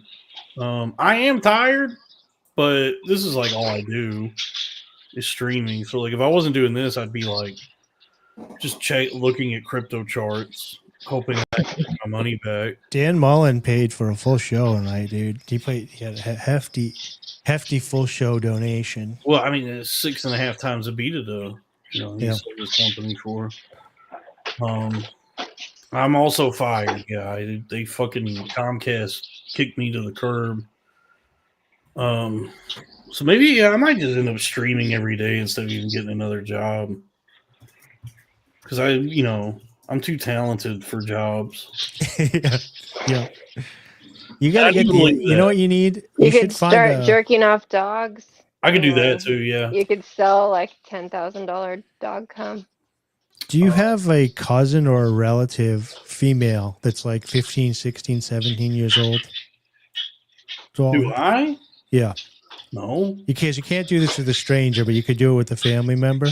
You need to befriend a female 15, 16, 17-year-old, and you got to take on that type of confidence that they have, female, and stream like with that confidence for a couple weeks. With the 15, 16, 17-year-old girl doesn't actually have confidence. I have a cousin. I'm saying, you know what I'm talking about? The online persona, like the bitchy, sassy, here I am, watch me. I have that an insane attitude. cousin. She's like in her 30s, and she is like a millionaire from a smattering of things she does, but it's like OnlyFans, and she's like what's the word? An esthetician. She does like brows and nails. An STD-tician. Yeah, in Los Angeles, and she made a shitload of money just doing. I guess she does like gangbangs and fucking orgies and shit on OnlyFans.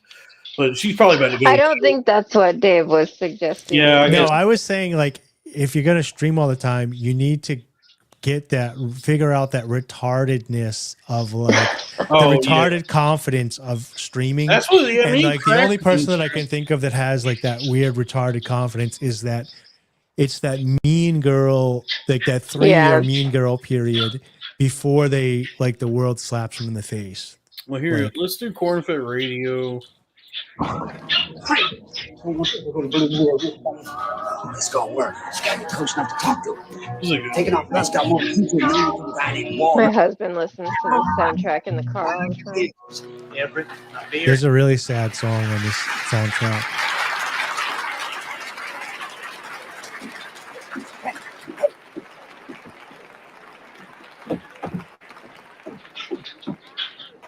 In the jailhouse now, fellers. Neighborhood of B.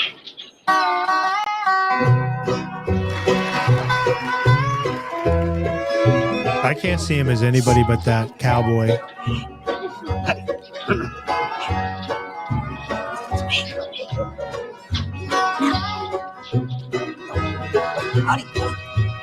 I had a friend named Rambling Bob.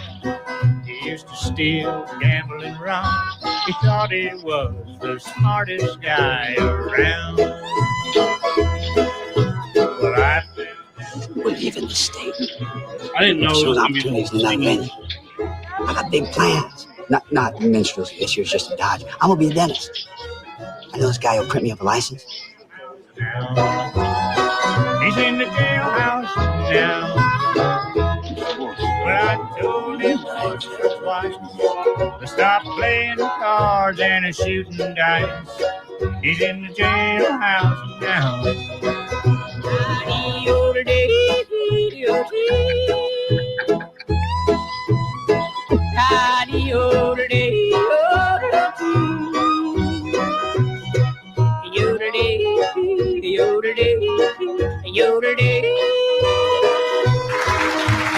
Bob likes to play his poker. Well, that was an improper suggestion. I can't switch sides in the middle of a campaign, especially to work for a man who likes moral fiber. Moral fiber? Face some bitch. I invented moral fiber. Happy O'Daniel was displaying rectitude and high-mindedness when that egghead you worked for was still missing his drawers. I want to be where you want me to be. I want you and the cows to come with me. Stop playing cards and shooting dice.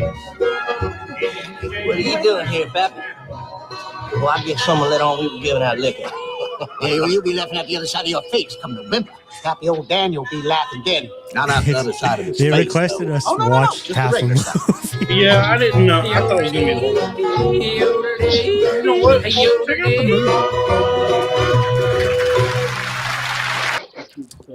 movie. There's a really sad song on that thing about one of the slave women, I think, has to kill her child or something.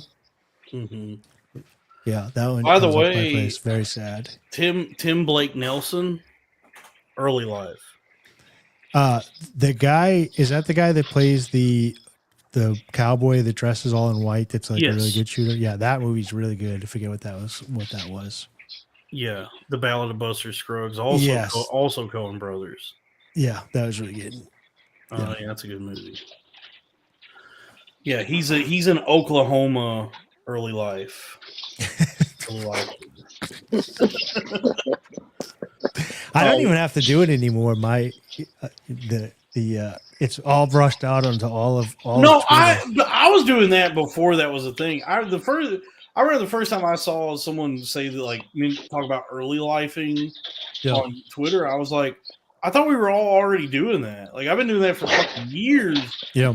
Before everybody became right wing, it was just like I just was always curious, like, yeah, who's Jewish? I was like looking up everybody to be like, what is their actual name? Where are they from? You know, and like more often than not, yes, they are. What's hilarious is, so I was watching Story Wars this week, right? And you kind of know, like, Big J always talks about being Jewish. Dave Smith always talks about being Jewish, but they're not like Jewish. they Jewish by blood, but they don't go to like They're synagogue. Secular Jews. Yeah, they just happen to be, so it's funny. They're more stand-ups than anything. They don't care about Israel, the war, or whatever. So they're not like Ben Shapiro Jews, right? But then you start going through, so I'm watching Story Wars, and then you find out, oh, Brendan Sagalow is Jewish on his mother's side. Mm-hmm. So you're like, oh, so he's actually doing well, okay, in comedy, he's Jewish. Then they had the female from the new Jackass on, and she's Jewish. Then Yakov Smirnoff's on, who's Russian, but he's a Russian Jew. So you're like, oh, this whole I'm watching a whole panel of Jewish people pretend to be white that are supposed to be 2% of the population, and they're 90%. Or is it actually like white people pretending to be Jewish? Because like most of them are European, right? What I'm saying is though, is like not like you're watching the thing, and 90% of them, they're 2% of the population. They're 90% of the stand-up. There are a lot of comedians. They really are. Yeah. I know. My husband's Jewish, and he's funny too. Yeah. Yeah. I guess they are. They're known to be naturally funny. But then again, they're also the ones that own all the places where you be funny. So yeah.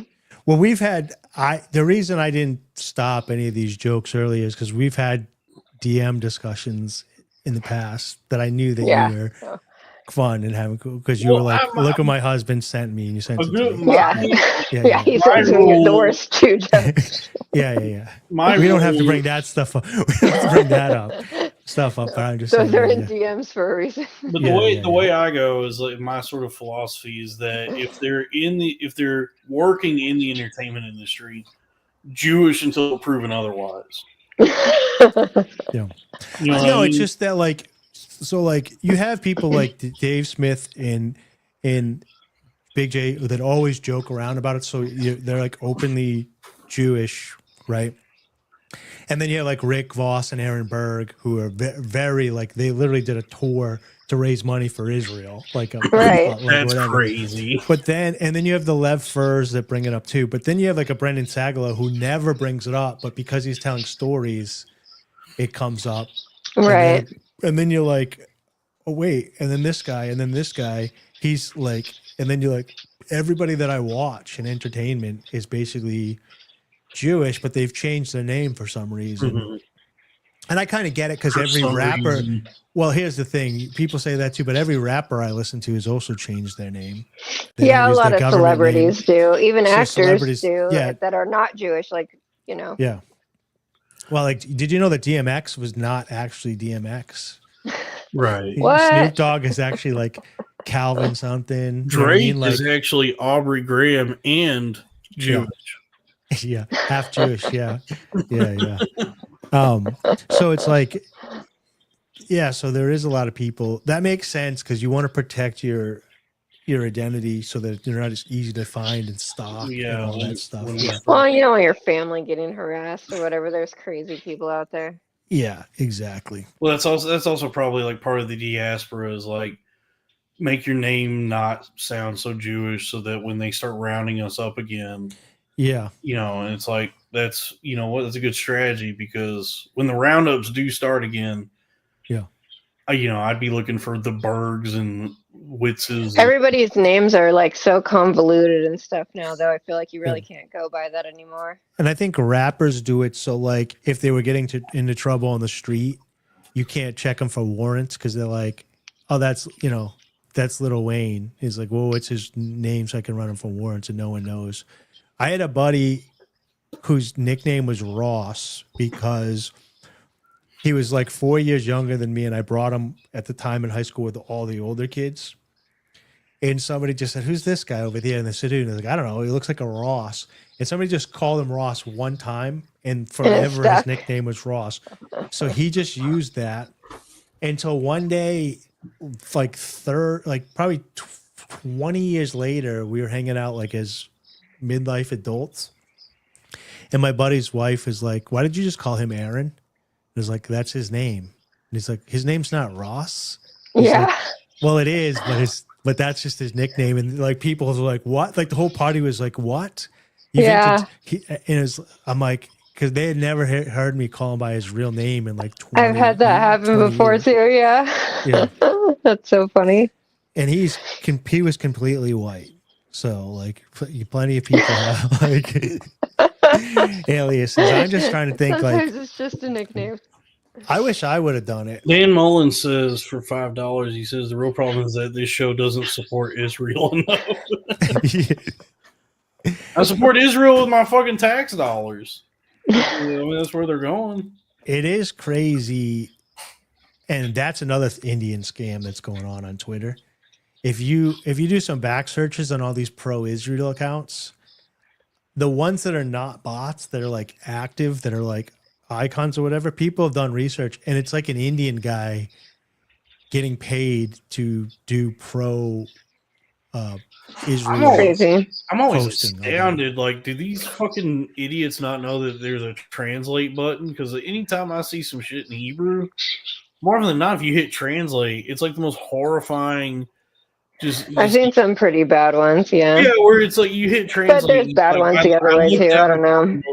I looked out upon the rubble of the children's hospital in Gaza, and I thought the sun shines on Israel on this day. And it's like, what? You guys don't know like that we can read this. Here's what I don't understand though. Like, not that I don't understand it, but like similar, like we were saying about like in real life. The trans people that I know have no idea who Dylan Mulvaney is. The real life Jewish people that I know all do not, well, at least they're telling me, think that war is terrible. And like, so when they show these videos of people that are like, this isn't bad, this is our land, we need to take it back. I'm wondering how much of that is curated, and it might even be Israeli propaganda. Like Israel wants other people from Israel to feel like that. Right. So I'm not even saying that it's like Palestinian anti-Jew propaganda. I'm saying maybe they're like, we want to keep it could be pro-Israel propaganda. Yeah, they want to make us feel like this isn't a big deal, like dehumanize them so that when we wipe them out, you don't feel like you're killing humans, you're killing these others. But like, you can't find them in real life. That's only an online phenomenon. So then you wonder who runs these actual accounts. Mm-hmm. Well, you know, during elections, during COVID, during everything, all of the big influencer accounts are getting paid to parrot certain talking points, you know, just like the regular media is. So if the Indian account is a 1.2 million follower account, it's getting the same DMs as, you know, Cassandra Fairbanks and everybody else. Yeah. All the other, you know, journalists and they're like, if we give you 50K, will you tweet 20 times that you love Israel? But because the market controls everything now. It used to be back in the day, there was like, I guess this goes back to what you always talk about, like the dollar was more valuable, that you had the ability to say no to things because there was at least like buying power. So you'd be like, yeah, I can't be bought, but that's because you have the security of like the money you do have. Yeah. It's like now it's me. I keep saying like, I need money. So it's like, I will for the right price sell my soul to Israel. I need to I want to be able to buy. I want to be able to own a house, and and that's not possible. And nowadays, there's no other way to be able to afford a home than by getting bought by Israel. Get some puppies. That's the only path to financial freedom now. Is either or you can dogs move or to the sticks. Because I was looking at houses like, what year is it now? 2020, probably 2018. I was looking at houses around where Dee looks, and you can get some like a decent amount of land on a little one-story houses, almost in the middle of nowhere, a nice piece of land, which were affordable, and and then the neighbors were supposedly all Christian couples or whatever. Now I'm hearing firsthand that that's not the case anymore or whatever, but. You can find those places. Like you can go right now. You could get Starlink now, which is good. But you can go down to Kentucky and they can get houses for $100K. Yeah, we've been looking because we're planning to move like in the next year or two. But and there's still a lot of places. New Hampshire is really expensive, but I think you guys would love New Hampshire. I want to really bad, but there's no land. Yeah, it's really expensive to get like a lot of land here. The land's very even expensive. Just like 1 acre I can't find. It's crazy. Yeah, it's there's not much land here in New England compared to the West. Like I think 80% of the whole country lives on the coasts, and then most of that is like New England. I'm having difficulties too, but no gun rules.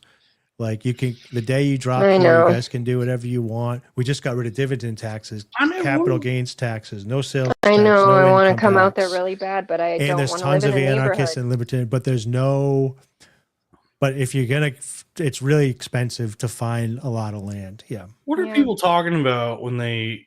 I never understand like how this would like what the plan is when people talk like if somebody's like talking about like whatever city they live in is becoming unaffordable, and then somebody's like, "Well, just move to like the middle of nowhere out in the country." It's like, but my job is here. Well, what are you talking about? No, here's the thing.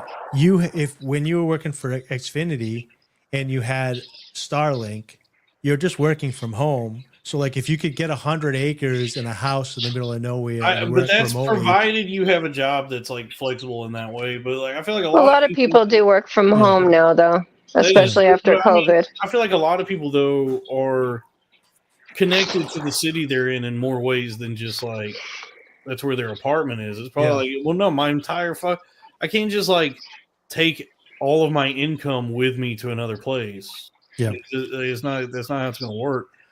So I kind of can set that up. Yeah, and I don't live super rural. Like I have a 7-Eleven, we have 2 grocery stores, and I'm like 20 minutes from like a 40,000 person city, Concord, the state capital. Oh, is that where they have the grapes? Yeah, it is the grapes. Nice. So like, and you can in New England, you can get places quick. Like driving an hour to Boston is not that big of a deal. Driving an hour up to get to maybe 2 hours to get to Portland, Maine.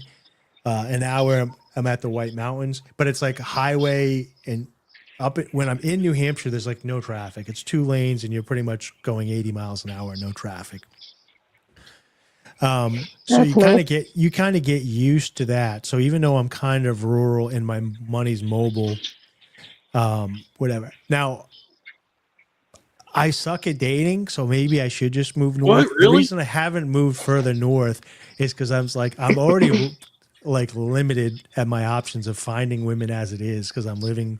But with your beard, maybe more rural is better.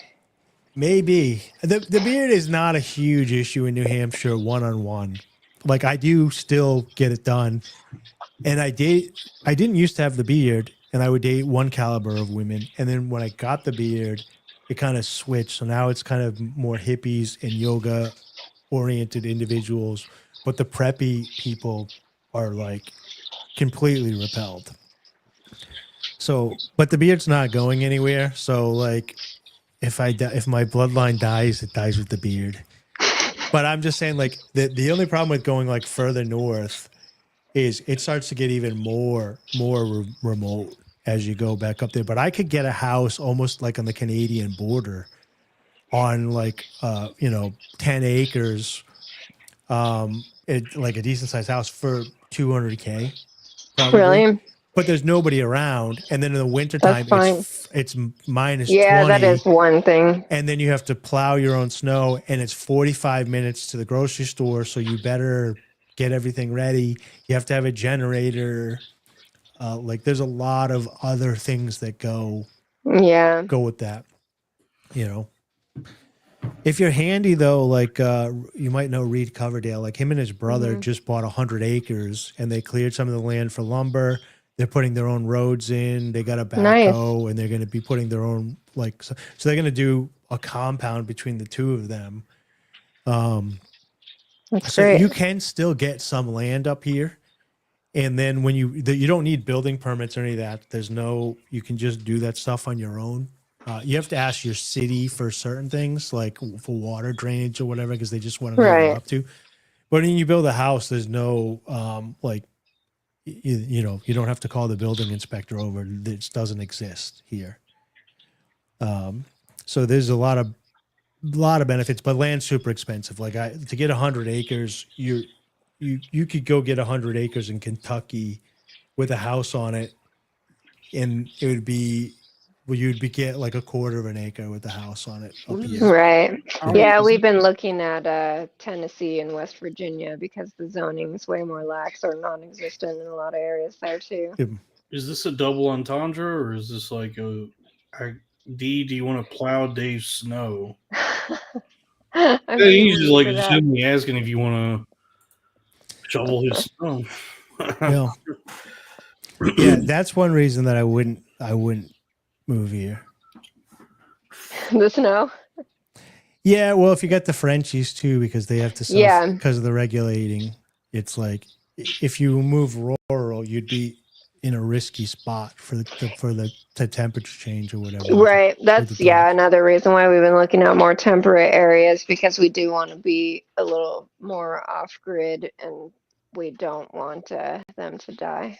You guys, can I say to the chat, you guys should get like some female friends that are like married or whatever, because it's not unusual for a man and a woman to have a conversation that's not dating. Yeah. Yeah, I was gonna say our DMs are so tame, but they're mostly terrible memes. So maybe they're not tame in the same way. They're non-sexual. Yeah, it's I mean, it's a different kind of wild. Yeah, people would be. I mean, that's well, he keeps paying for it. So, Dave, do you find Dee attractive? Dee and me are our friendship is her DMing me a meme and saying, "Look what my husband sent me. I can't post this publicly." Dee. Yeah, Dee. I can't believe I just thought of that. Yeah, but of course, Dee's and making fun of you for being a vegetarian. Yeah, of course, Dee's a attractive woman. Yeah, so she's carnivore and I'm vegan, so she'll like post like that meme of like the guy that looks like E.T. shrinking, and then I'll post a picture of Jordan Peterson crying or the Liver King with scabs on his face. God, and like, oh, so these are your carnivore heroes right here. The fucking moistest side little pussy in the history of the world. Like how he's lying about his diet. He's lying. There's no fucking way he's carnivore. I will say, this is like I guess my tastes have changed as I've gotten older, isn't it? Because this was not something I liked when I was younger. But a good liver and onions is not bad. I don't like some fava beans. Well, yeah, with some fava beans. No, like it was something my mom would cook every now and then when I was a kid, and I always my mom too. Yeah, I always thought it tasted just crazy. I was like, I do not like this. But as an adult, I've had it. I've had it recently, and I was like, actually, this ain't bad. I kind of like this. My taste changed when I got older with a few things too. I used to really hate rye a lot. Like rye bread. Yeah. I love rye bread. I like it okay now. I used to really be disgusted by it though. It tasted like throw up to me when I was a kid. Yeah, rye, like a Reuben. That's a good sandwich. I've told the story about when I dated the Bolivian woman and I drove the Bolivian Day float in the Independence Day Parade of Providence. I don't know. Well, I dated this Bolivian woman for like probably about a year and a half. And I was at this thing before the Independence Day. And so it's just, they're all speaking Spanish. So I'm just sitting in a big circle of like hundreds of people and they're all speaking Spanish. Whatever, I'm sitting next to her and I'm just like nodding or whatever. And then she touches me on the shoulder and everybody's like, oh, and I'm like, yeah. And then she signed me up to drive the lead float in the Bolivian Day Independence Day Parade. So my friends are calling me Kramer because I would like get into these types of situations. But anyways, I would eat with her. Yeah, I had to drive the float all through downtown Providence, playing Bolivian independence music as they dressed up in their full colorful costumes and danced all the way to the center. But the reason I bring it up is this was prior to 2015, and I would eat a lot of different foods with them. And I had cow's tongue, cow's heart, chicken kidneys, I think, or livers maybe. They're really tiny and they're salty. Mm-hmm. But they used to like do cow's heart, and they do really thin slice, and they would make a creamy sauce with peanuts. So it was like it tasted like, it wasn't peanut butter. It was like milk and like peanut butter, but like was like more peanut like, sauce. yeah, it was more like a sour cream. Yeah, it was a peanut sauce, whatever. They dip it in there, and then they would do these bone ribs that they would buy, but they would slice through the bone and it very thin, and it was super salty. And I used to eat those until I got the meat sweat. So I would eat the super thin ribs, like they're cut super thin with the bone, eat those, and then be eating these chicken livers all day, and then dipping these cow tongues and cow hearts into this, and just eat that all day. When I was younger, I couldn't even imagine that. When I was in my 30s, when I was dating her, I was just putting back beers, and I'm like, what part of this? Okay, yeah. And they would just grill everything, and I would just eat it, and it was pretty good. Sorry, Dave. I didn't know that you didn't have any feelings. You guys don't know. I'm not like speaking of, French bulldogs, I act like when Nikki Champagne was on and I was acting like a Jack Russell Terrier. That's how you'll know when there's a history between me and the person that's on. So I just did a little. Were you yipping? I did some math, and it looks like, so when I was working at Comcast, my hourly before any, this is without commission, so it's just the hourly is dog shit. But the hourly there is $14.50 an hour, right? And then with commission, if you do good, it probably averages out to about $25 an hour. If you're like consistently hitting your numbers, and then if you really excel, it's unlimited, I guess. But let's just say the dog shit hourly is $14.50. So we're a little less than 4 hours here, and it looks like just in super chats I've made about $150, and then YouTube will take a cut of that, but it's still more. And half the time, half of a work shift, I'm making more than what I was making at Xfinity. So if I could just become a 16-year-old girl, like you were saying, Dave, or get puppies, then I can effectively, it's like the money I was making at Comcast was never that good. I mean, like with the commission, it was like I would get some pretty good paychecks where I was like, wow, this is a lot of money. But it's like, for what the job entailed, it was terrible because it was so stressful. It's like, if I can like tap into the sort of empty-headedness of the modern day live streamer, just do this for like 4 or 5 hours a day, that's less than a fucking full-time job, and ostensibly more lucrative. So just a little peek behind the curtain for everybody. Thank you for the super chats, by the way. You're about to become shitty. Is that what you're saying? Do what? You're about to become shitty? Yes, I'm gonna inshitify myself, and to really cash in on the modern sensibilities of like just watching somebody stare slack-jawed into their computer. Well, it seems like a lot of people on YouTube like respond to TikToks, stuff like that. Yeah, that's like a whole thing. Just reacting to things. Yeah. People reacting to people. I've seen 3 levels, but I haven't seen 4 yet. So I've seen a reaction video to reaction video to a reaction video. Oh yeah, I've done that. I haven't seen 4 an inception of 4 yet. I've only seen it up to 3. You gotta do a reaction to yourself reacting. Yeah. People ask me, I guess I should bring it back. I was doing corn fed bar for a little while where I was reacting to Red Bar, reacting to other comedians. And sometimes the thing he would be reacting to would be those comedians reacting to something. So it would be like just several levels, Too many layers of reactions. That's the equivalent of Dee breeding her dogs to sell to other breeders to breed their dogs to sell to other breeders. Yeah. Yeah.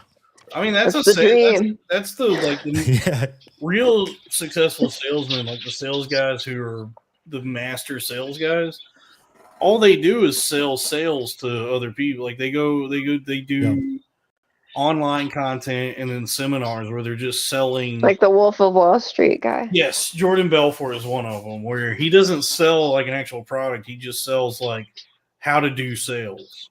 Mm-hmm. He just goes like around the world to do the fucking sell me this pin scene from the movie. Yep. And then they pay him like $12,000 for. I like Dan Pena. He's my favorite. Dude, yeah, he's very funny. He's the best, dude. Dan Pena. Another good one is Andy Elliott because he's such a clown. He's like the bald jet. He looks like Johnny Sins, the porn star. I don't think I know about him. Yeah, Andy Elliott is like a jacked bald guy. There's a lot of great sales. Dan Pena is like supposedly a billionaire. He was the one that kind of like everybody called the fool because he said they have billions of barrels of oil that they hold and control. And everybody said he was a lunatic and lying. And then he ended up being right. And like it got yeah, out, so I remember about that. Yeah, got credibility. He has that video where he's like, Bitcoin is going straight to zero. Yeah, so then he's got who actually those created Bitcoin. It's going straight to zero. But he's got a funny. So before there was like Andrew Tate, Dan Pena would wear like a 3-piece business suit, and then he would spend you could go to his things and it's like $30,000 to spend like the week with him. And like all these business guys would be in like 3-piece suits with him. But he's just like, as soon as like he's doing a stage thing and one guy's like, yeah, but I couldn't figure out. He would reach in his pocket. He'd have Midol and he would throw Midol out. And he's like, here, put that in your pussy. Oh my God. Like people just paid like $40,000 to spend a week with this guy. And he's like throwing Midol. The message of all these guys, it seems like their messaging always is like, you should constantly suffer at all times and never feel comfortable, nor ever go to sleep. Like but also you should completely ignore everybody's emotions, be extremely mean to them, but somehow you'll still be able to negotiate, even though you're a complete asshole because you're dominant. Yeah. You know what I mean? Like, but in the real business world, when you're talking to people on a day-to-day basis and you're getting deals done, being friendly gets you a lot further and gets stuff accomplished rather than yelling and being controlled. Yeah, intimidation doesn't work on regular clients. They'll just that shit only works with like Muslims or people from countries where they do bartering culturally. Because like when I was doing sales, the only people I could ever like speak to that way were guys who were trying to like get like usually it was like Muslim guys who were trying to talk me down. And then we'd actually get into like arguments with each other, but they wouldn't hang up. And eventually I would get the sale just by being mean to them. I told you, like when I was 19, I was selling the Kirby home maintenance systems and I was bright-eyed and bushy-tailed and I got an appointment and it was like Vashmir Ismud, whatever. And the guy was like, oh, dude, do not go. That's an Indian guy's house. Oh, yeah. What they're going to do is they're just going to negotiate with you for hours and hours and hours. And you'll give them the absolute rock bottom. And then they'll walk away. They're never going to buy. And I was like, you guys are racist. You got to treat everybody as an individual. And I would go there. And then then I would go and try to sell. And they would negotiate. You never buy. Yeah, they ain't buy. So then I went back in my 30s. And I was training this 19-year-old kid. And I was like, listen, when I was your age, I was like, whatever. And I was like, we're going to go into here. And I want you to learn this really early. We're going to do a full demo for this Indian guy. He's going to do all this stuff. And then you're going to learn. And he would go through. And I was like, it's just part of their culture. You can't win. And he's like, I'm going to sell it. Trust me, I'm going to sell it. And so I just sat there on the couch and he literally, the lowest we could ever go was 950. And the owner of the company said, if he takes the used one that you have right now and he just walks away, never bothers again, it's completely dirty, whatever, we'll do $775 for him. And I was like, this is me after doing this twice, like coming back. I was like, oh, I've never seen them ever go below 950. And he's going to do $775. And he gave him the $775. I was like, oh, and the guy still walked away. And they had been negotiating from $2,200 all the way down to $775. And so, yeah, so I just remember that thinking like, It took me 30 years to learn this. No, they must buy at some point. Right. So I think you have to be, I think they only buy from each other. That's what my conclusion is. They either only buy from each other, maybe. or they figured out ways to, because they would call me all the time, and they would probably were committing some kind of fraud to get the like cheapest shit imaginable, because like that kind of thing is only available to people on government assistance. And so like a lot of these people call, like a lot of the Indian like fresh immigrants fresh off the boat, I don't even think they had like social security numbers, because I would ask them for their social and they would be like, one moment, and it felt like they were like, they were getting a social security number from something else. Like they wouldn't even know their name. I'd be like, what's your name? And they would be like, one moment, sir. And I'm like, you got to give me a moment for your name? Well, yeah, that's true. But maybe if they had to get like American paperwork, they didn't memorize what name they're using. Like when you have like, because when you come to the island or whatever, and they ask you your name, that's what goes in your birth certificate or whatever, like back in the day. So I think even nowadays, when you file paperwork, you can pick like, like write an Americanized version of your name. Yeah, like an Americanized version. It's no different than us, because I could go change my name if I wanted to. It's no different than that when you do your. I can say, I've only mentioned it that I'm Greek once tonight, so this will be the second one. I know. Well, I can say 100% fact that I'm not being like. I mean, I'm being a little bit stereotypical about an interview, but Greeks are the same way. I can tell you right now, if I went into a negotiation situation and you two went in with a Greek person that identified as Greek, not just happened to be Greek, and I went in and told them I was Greek, I would have a much easier chance of getting them to do. So you telling me that Jackie Chan's name is not Jackie? Yeah. Dave and Dee should do a fitness stream. Go for it. We should. We're exact opposites. Yeah. She's happily married and people like her. I'm a lone. You're super strong loner. and I'm super weak. Yeah, people you're like a carnivore. I'm a vegan. Yeah, I know. People like you. I think sometimes maybe sometimes you make people uncomfortable, but I do too. No, I think it's a good bit. I think it's a good bit. I was telling this. It's been 4 hours, so only like the true. We got to wrap this up soon. But I was telling like Troy and Broseph this one time. Is like I actually, because like I know you guys like, oh, my father used to be like, I walked uphill both ways in the snow, but Gen X is always like, oh, we're tough, we drank from the hose. But we did, and I am, and I grew up in like roast culture where everybody just bullied and beat you up, so it doesn't bother me to get picked on. And I would rather me come into this billionaire podcast network, the Crowder Boys and Robbie's and Cracks, and everybody pick on me because they've been picking on Robbie a lot less. And I think Robbie, like in you, people that don't like being I tell mean people, to them, please don't be mean to me. Yeah, like I think I take a lot of that heat, which doesn't bother me. So I actually don't mind being the heel of the thing. I find it funny. The only reason if I blocked you on Twitter, just let me know. The only reason I block people on Twitter is because I get mass reported and then I lose my account, and I can't lose this account. So I've been quick to block. So if you're a fan that was just like trolling and I blocked you, just reach out to like Troy or Broseph or Dalton, somebody that's in my DMs, and I'll unblock you. But I've been blocking people because I get the Pork Fest people from New Hampshire mass reported my last account. The free speech Pork Fest people mass reported my last account. So crazy. Like, I can't trust anybody. Yeah, I can't trust anybody. Now, I did call the woman that runs it a fat lesbian dyke to her face in real life one time. But that's all true. She's a drunk, she is fat, and she is a lesbian. So, yeah. So I didn't lie. They never say that I'm wrong. They just get upset with me. So anyway, yeah. But it's like if you called a black person a black, the N-word, that would probably upset them. I wanted to do a whole thing about my friend Nicholas.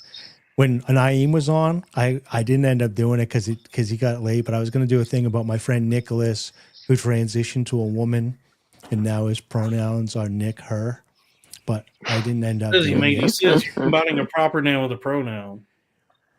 Therein lies the joke, but it's also a way to say that word with Naeem on it, with Naeem on here.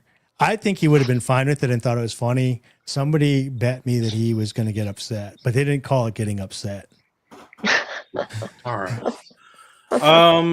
Yeah, we should probably wrap this up. Yeah. I am now getting tired. Dee, thank you so much for coming. Everybody loved the dogs. I knew you were going to do great.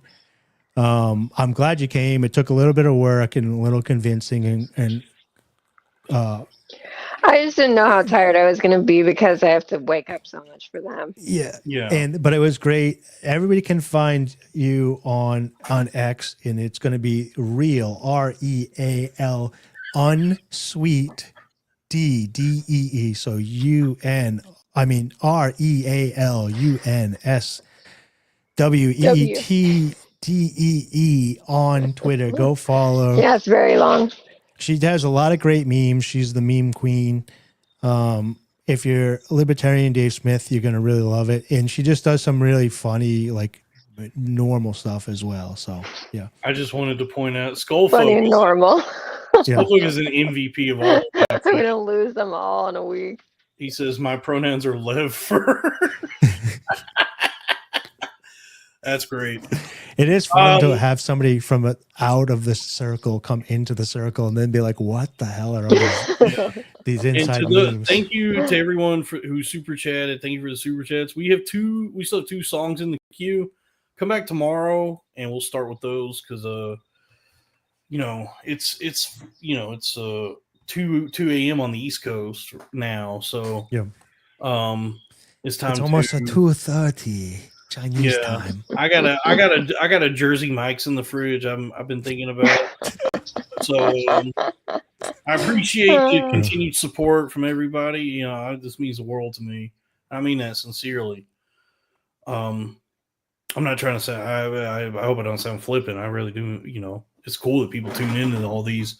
So patreon.com/cornfed with Dalton-Pruitt, and then obviously the Crowder Boys. Me, Robbie, and Craig, patreon.com/Crowder Boys. Dee, thank you again for coming on. Thanks for showing us thanks the for having me. Thank you for hanging out for this long. And I didn't mean to. Good night, everybody. Good night. All right. Bye.